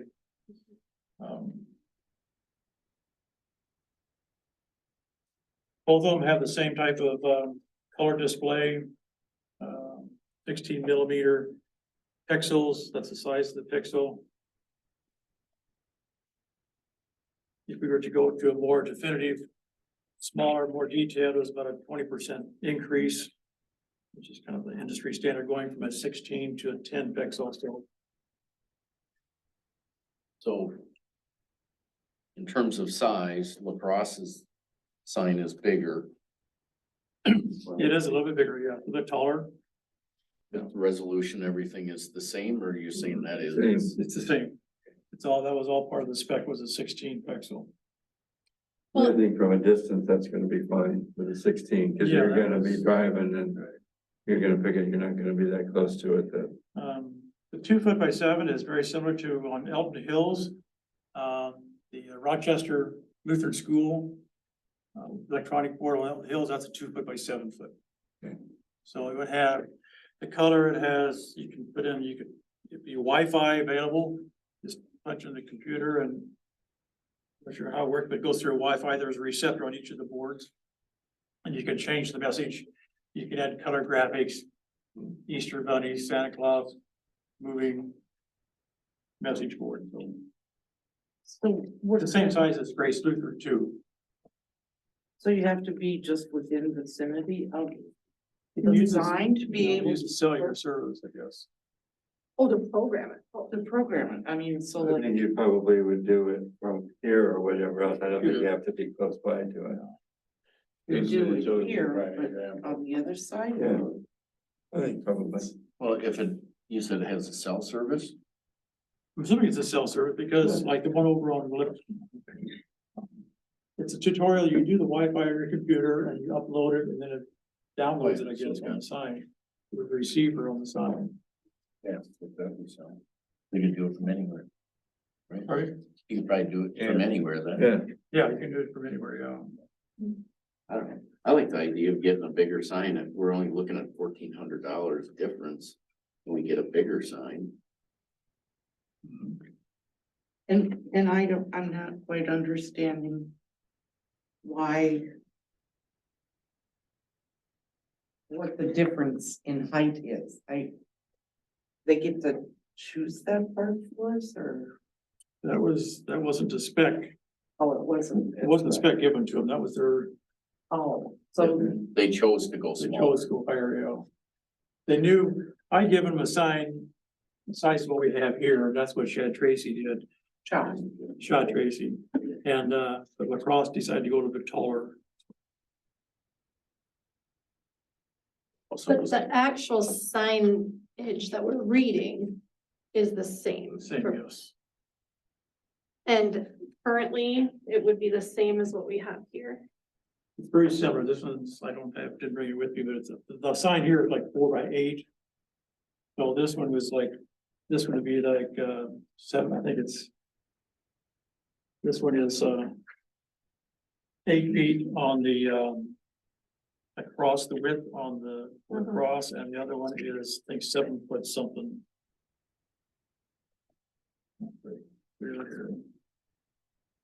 87 inches, so it's 7'7", something like that. So really, 8 foot would be 96 inches. what we're viewing isn't any bigger. So it's just the height. Right. They're very similar, it's just the height. Yeah, so just Right, We got the and money? We it's, got the money. yeah, we're using the, American Rescue. yeah, because it's a form of communication. So because it's only a height difference and not a size difference, I would prefer to go with, I mean, they're both technically local, but one's really local, so it would be nice to.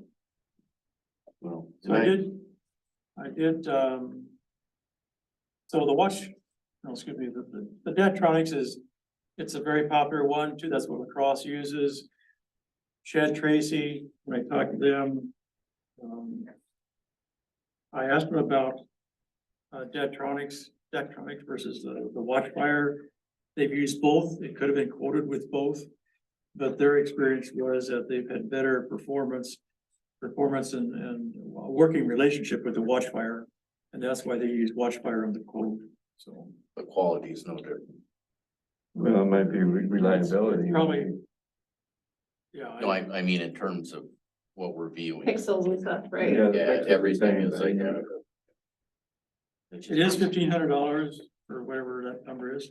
Now, the other thing is that, so there is that difference on the single side and the top one or the two-sided one is $1,400 difference. So how is lacrosse local also? I mean, it's It's not outside lacrosse. far away. Oh, okay. Hour We're not and a half that drive. far from. Oh. lacrosse. It's not. It's a suburb of Yes, but it's not like Okay. we're ordering it from Okay. I across just- the country. Just clarify, because I'm like, Make a motion to order the signs from Chad Tracy. Second, one, two, what do you? Both of them. So the funding that we have would use American. And we'll come back with two things we have to identify. One is that we'd be using the American Rescue Plan funds. There's about 79,000 in that. So if we use this in the adopting resolution that will come back in May. Yep. Identifying it's, the idea is that this will help communicate to our residents, our wastewater project. We can give them updates on that, both the water improvements and the wastewater. We can schedule different updates, what's going on, or more meetings, that type of thing. So I want to tie the communications with the infrastructure, which I think is important using the American Rescue Plan funds. I have asked for a quote. The sign that goes here will use the same electrical line from the building out to the meter and everything. The park request requires, and I've talked to All Around Electric, asked them for a quote. If we use the closest pole on 12th Street, it takes a new transformer, which is $600. And then about 100 foot of line to a meter, and a meter panel is about $1,200. We can go back two posts back where there's a transformer already, but it's 400 feet of line underground. So that there's a trade-off, and I'm waiting for those quotes. So we'll have those quotes hopefully by the June meeting, so. What's the lead time on these? Pardon? What's the lead time? The Shad Tracy is 4 to 10 weeks. And when I get the quote back from All Around, we'll find out. So I'm guessing it's gonna be about 25. I'm guessing because I haven't seen the quote yet, but it's going, the meter panel itself is just a meter in a box is $1,200. Just what it costs now to have by electronic quotes, so. So the summary, you have 79,000, we're gonna have about 20,000 plus left maybe. So we talked about this at our budget meetings. We could use that for the sewer line from the end of 5th Street to the showers in Orinoco Park. So that would have a grinder station and run the line to that and make the conversion. The way we decommission the tanks that we have there now, but it would be, we wouldn't have flush toilets in it yet, but it'd all be part of the sewer system. So we should be able to cover that with our rest of our balance of our rescue plan funds, so. There's some sign permits that talk about paying for $2 per square foot. But the city would have to pay for that, I guess, when it's installed. The used sign or the city hall sign we have out there, the Lions have expressed an interest in using that sign over across the street. So maybe we can ask them if they want the sign, you guys gotta take it out. Not have Public Works take it out. That's good. That's fair. Covers it. It'll get put to good use. Yeah, it will. I think that's a good idea. So there's a provisional law that allows you to do that. If it's surplus property, you don't need it anymore after you replace it. Perfect. Surplus, sorry. Well, you won't need the sign, right? The sign is. Right, yeah, be scrap for us. Scrap, okay. Then you can, I think you can do that for, generally you can't give things away. If you're the city, you have to auction them off, but I think there's an exception but you gotta do it. The reason I'm bringing it up is you should do a resolution when you do that. That- Profit too, so. There's an exception to give it to nonprofits. Certain nonprofits you can donate surplus property to. And I think you can use that exception for that, probably. But do it by resolution and just look at that when the time comes, so. Otherwise, you know, if it's scrap, you could declare it valueless, I think, and probably give it to them anyway. But it probably has some value, so it still It's in good works. shape. It was Yeah. Installed in 2003. Right. And by being under the trees, it's really been kept in good shape, so. Yeah, but just make sure you look at that. So I just want to bring up this, where this is gonna go on the Memorial Park side, right? That's Memorial Park. Yeah. Would it be worth asking, just because it's in a wide open space and sometimes things are harder to see? Would it be smart to ask Shad Tracy if they wouldn't heighten this one? We could ask, of course. Would they honor the same bid with a taller? So you're This one looking be- at what, like 2 feet extra? Is that what you're looking at, or what, how much are you looking? Well, when you because when you compare that, you guys have this picture too, but when you compare this kind of like, Yeah, no, I'm. yeah, when you compare it and you think people standing right next to it, and it's the same size as a 6-foot person. Well, the only thing is it's pretty clear from what you get from 52. Okay, and also Lake Shady, because it's an open area, there isn't a whole lot there, but I mean, I would say maybe try to see if we can get a couple extra feet on it to get it up a little bit higher. Yeah, I would, Worth asking. we can ask. Yeah. I don't know if it affects the, Okay. I think it may affect is the wind, the engineering of the sign to be 2 feet tall. And this one is great because it needs to fit under the trees and it's what we have now and that's great. But I'm just thinking kind of in an open space, things can kind of blend, No, and I mean, that makes sense. I would try to do a couple feet, just a couple feet Yeah. will at least get it Uh-huh. up a little bit more, so. Uh-huh.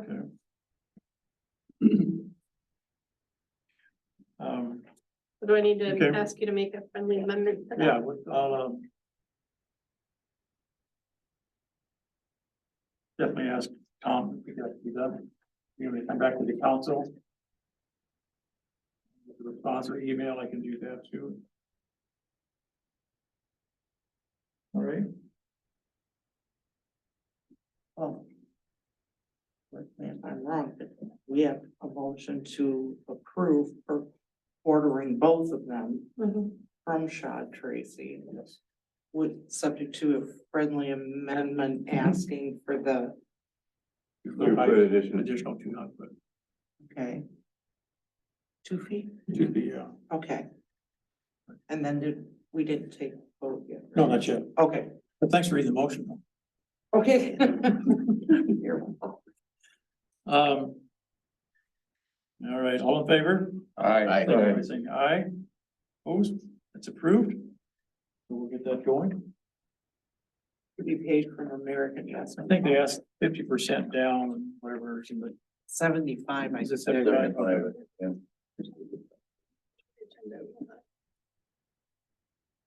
Yeah, it was a good exercise. Both companies were very cooperative and, on this. But it's nice to do local work, and I'm glad we have a sign company like this in our midst. I think it is good to keep it here. Yeah, I think that's- I'm sure La Crosse understands that too. That's-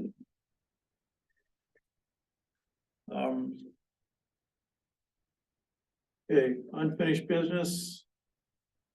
We're taking care of A, and B is just I gave you an update with the funding and the balance of that. C is Sonny, do you want to speak to this about your joint? Yeah, I'm trying, the problem is that the league, it's been really busy in May and end of April, May and June, heading up to the conference in Blue. So trying to schedule some time has been a little bit challenging, and I did just reach out to Mike. We're having some email problems. Yeah. And I thought he was ignoring me, but he just didn't get the email, and he didn't get it when I resent it either, so. He got it tonight just before the meeting, so he'll check his calendar. I checked it, so tonight, so Okay. you wanna do, I guess I just had questions, I see it on the agenda too, so you wanted to do a meeting, like a work session regarding. All three bodies, just kind of that foundational open meeting law, Okay, so here's, ethics, conflict of interest. yeah, typically the training, I didn't understand the ethics part of it, that's what I was gonna ask, Oh. so. Typically, it's open meeting law, data practices, and conflicts of interest would be the three. Yep. Prime topics that. Yep. Would be covered, I mean, ethics, there's all kinds of ethics that. No, I think that's encompassed within those three things, Yes, so. yes. That I can do, so when did you wanna do it, before the June meeting, or I didn't understand? Usually after that LMC is that what you're waiting on them? No, I'm asking Mike in Okay, in so- lieu of them, because they aren't, I Okay. want Yeah, this. that's why I was just kind of, okay. Yeah. Okay, I get that, so you were to skip the league or just do this? And then anybody new on council, which is definitely not Carl, the mayor, or Dana. And probably not the two of you, I think you've been to the league training, right? it was all online. Yeah. No, I went in person. Oh, you got to go So, in person? yeah. Jim and I had to do it online. So everybody can go to that once, it's a good training, Yeah. and sometimes go twice if it's been, it's been a while, but, Mhm. yeah, I can do that, so. So I was looking at yet in May. If possible, because I really want to get the EDA going on some projects, but I do feel like this foundational piece is important. So like the 30th, that's a day, that's the day after Memorial Day. Or, June 1st would be a good day. Bad day. I have surgery. Nothing serious. What date did you say? The two- Nothing serious. And actually the 31st too, so what time, would this be during the day or at night? What time? Would it be during the day or at night, the training? Fine at night, I'm just asking. It'd have to be in the evening, too many people work. Yeah. You couldn't take off that quick.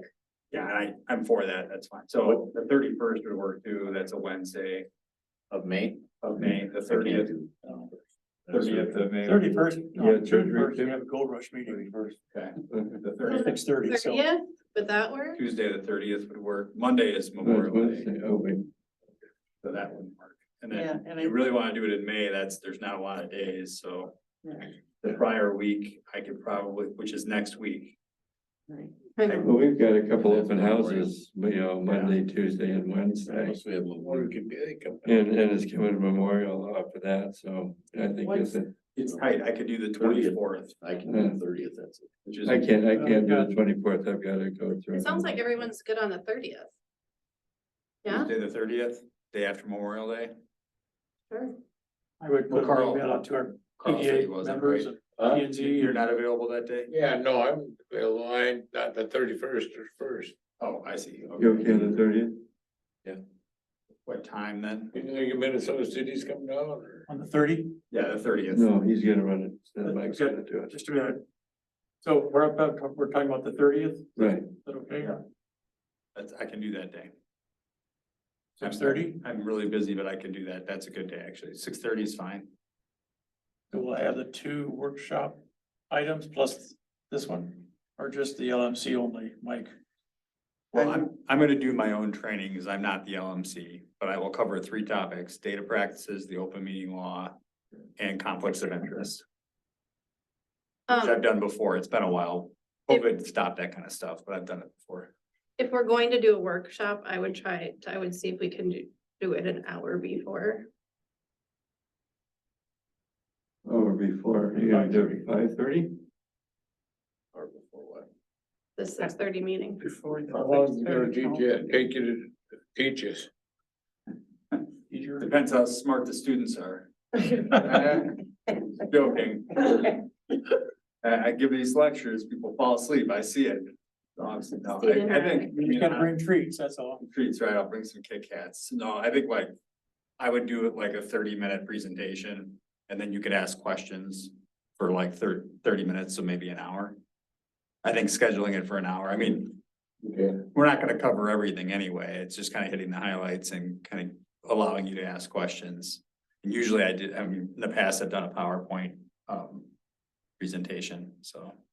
Right, and the other thing that I want the 3 groups to understand too, in addition to that, is they each play a very important role on behalf of the residents of the city, but they also have some uniqueness in what they specifically do, as well as how they interact with each other. So that kind of networking, understanding, getting to know the other people too, because you all know each other and, you know, you're dispersed amongst those other 2 groups, but there are some other people that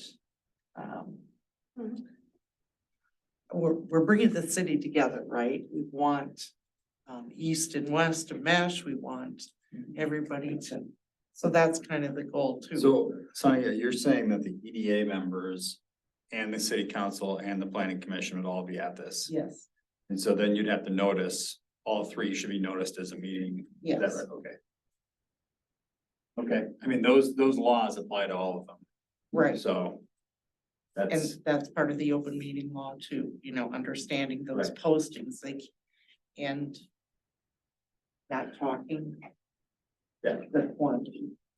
okay, yeah. And what time are we saying? At 5:30? Well, what I Or you guess wanna- I'm trying to get at is I wanna, with both of these, I wanna set a time limit. So that we don't end up going over, just because in everyone's best interest, it's easy to ask a ton of questions and keep talking, and I wanna get everybody to get their questions answered, but we put in a lot of extra time outside of, you know, But maybe Sonny, you ought to get a hold of these other groups. We're just the 3 or 4 people here deciding, but we got planning and zoning and we got EDA, see if they can make it that day. Right. I know, agree with that, and then I also agree with Dana's point. Kendall's. We do a lot of talking here, and I do a lot of talking, we all do a lot of talking, but I think it'd be beneficial if they have questions to send the questions ahead of time. If they can. So if you have like, for example, if you've always thought, well, if there's 2 members of council on the planning commission, can I go to the planning commission and sit in the audience, and will that create a quorum problem? That would be a good question. And if we get a question like that, I could just type up answers to those, like a Q&A thing, and send it out. that's mean- great, that's a great idea.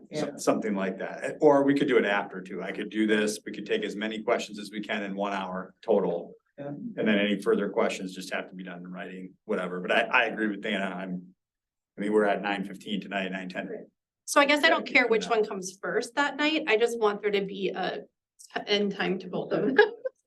Well, I would agree with that. I think that's, we're all tired of 3-hour meetings, so we need to set some time limits and make the best of it. If there's a follow-up, we have follow-up.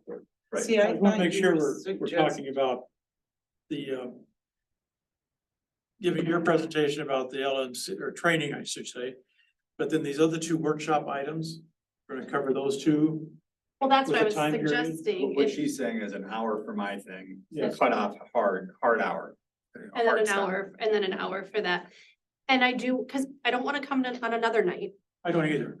you know, so I would like to do them both in one night, and I would do them within 2 hours if possible. Well, and I would prefer, because you probably want me at the one about the public work, public forums discussions. So I would prefer doing them on the same night, so I don't have to drive twice, if we can, if it's possible. So that would be my. So after your training on the open meeting, then we can, the P and Z EDA members, they want to leave, they can.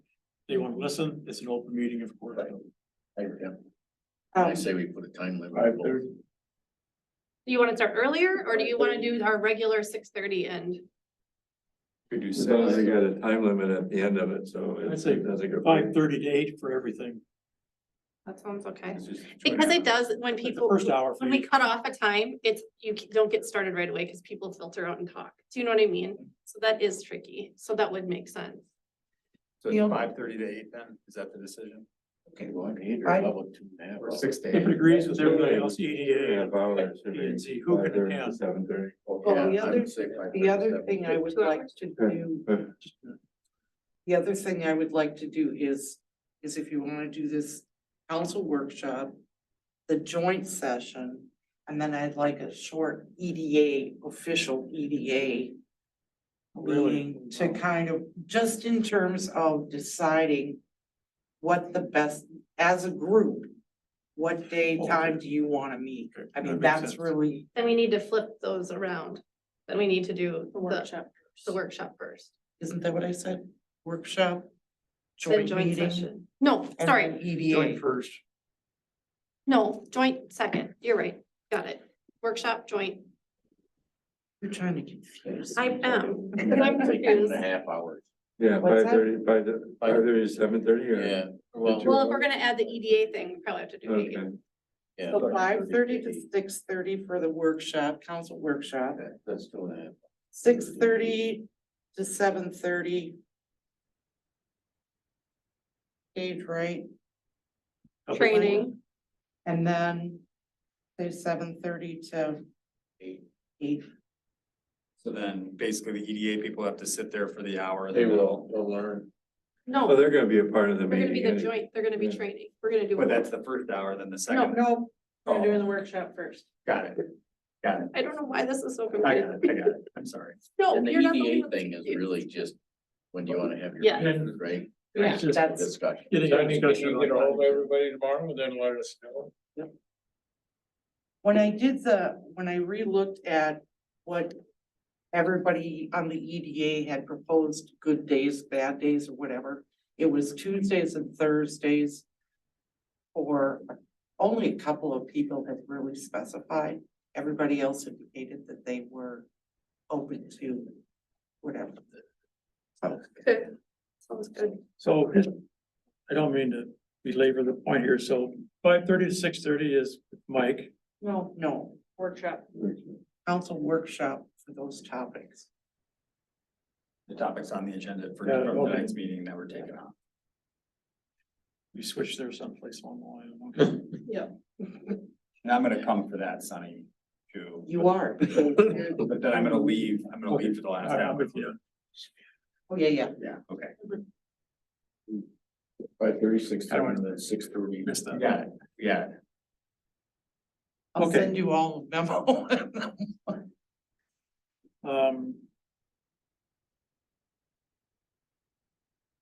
Okay, we're down to new business. We have two, you need a motion for that. I'll to make a schedule motion, we those? approve the temporary liquor license for Lions Club and Fire Department / relief Second, during Gold Rush. second. Second. All in favor, say aye. Aye. Opposed? Dana, you wanna identify a meet and greet with township? I wanna do something similar to kind of what we're doing with P and Z and, you know, not the training part of it, but I would love to get to know the township board better, and I would like to have a meeting, kind of Sunny and Renee and I, you know, kind of did this with the fire department and I just, again, I feel like we're siloed a little bit in this community and we're Just a great idea. we're breaking out of it. Yeah. Like I didn't know how townships worked. I didn't know that some members, even if they're elected, they don't vote. The treasurer, you know, I didn't know that. So there's a lot to learn from each other, and I think we need to, I would love to have like at least yearly meetings or something where we just get together and learn about each other's where we're at and what our projects are and our, Or just sometime next couple of months. I mean, right, anytime.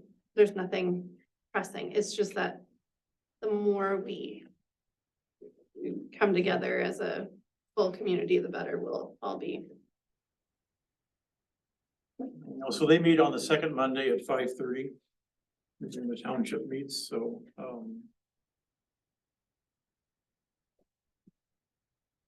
I don't know how long they last, depending on public hearings, just like we do, so. Either we can, invite them to our 6 o'clock, come in at 6 o'clock on our June meeting, council meeting. First 30 minutes of our June meeting might be another option. There's 3 people plus 3 supervisors, a treasurer, and Lucy, there's 5 total. And she's training somebody into, Lucy's going to be retiring.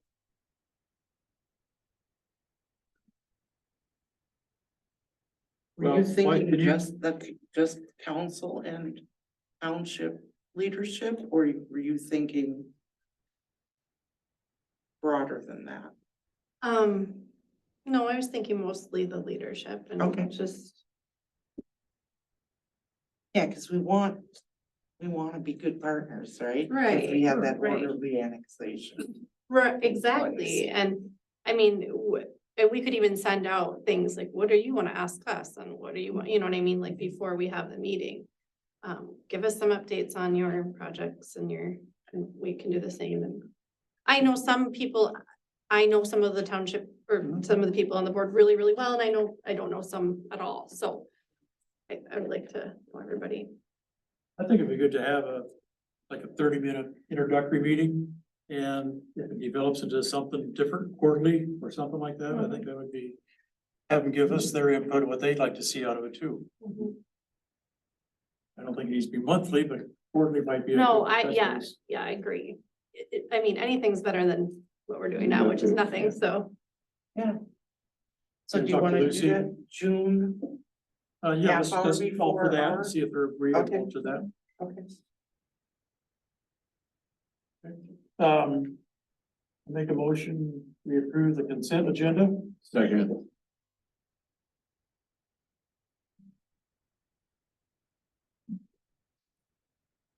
Any questions? You were, item B is missing from your packet. You didn't have those minutes.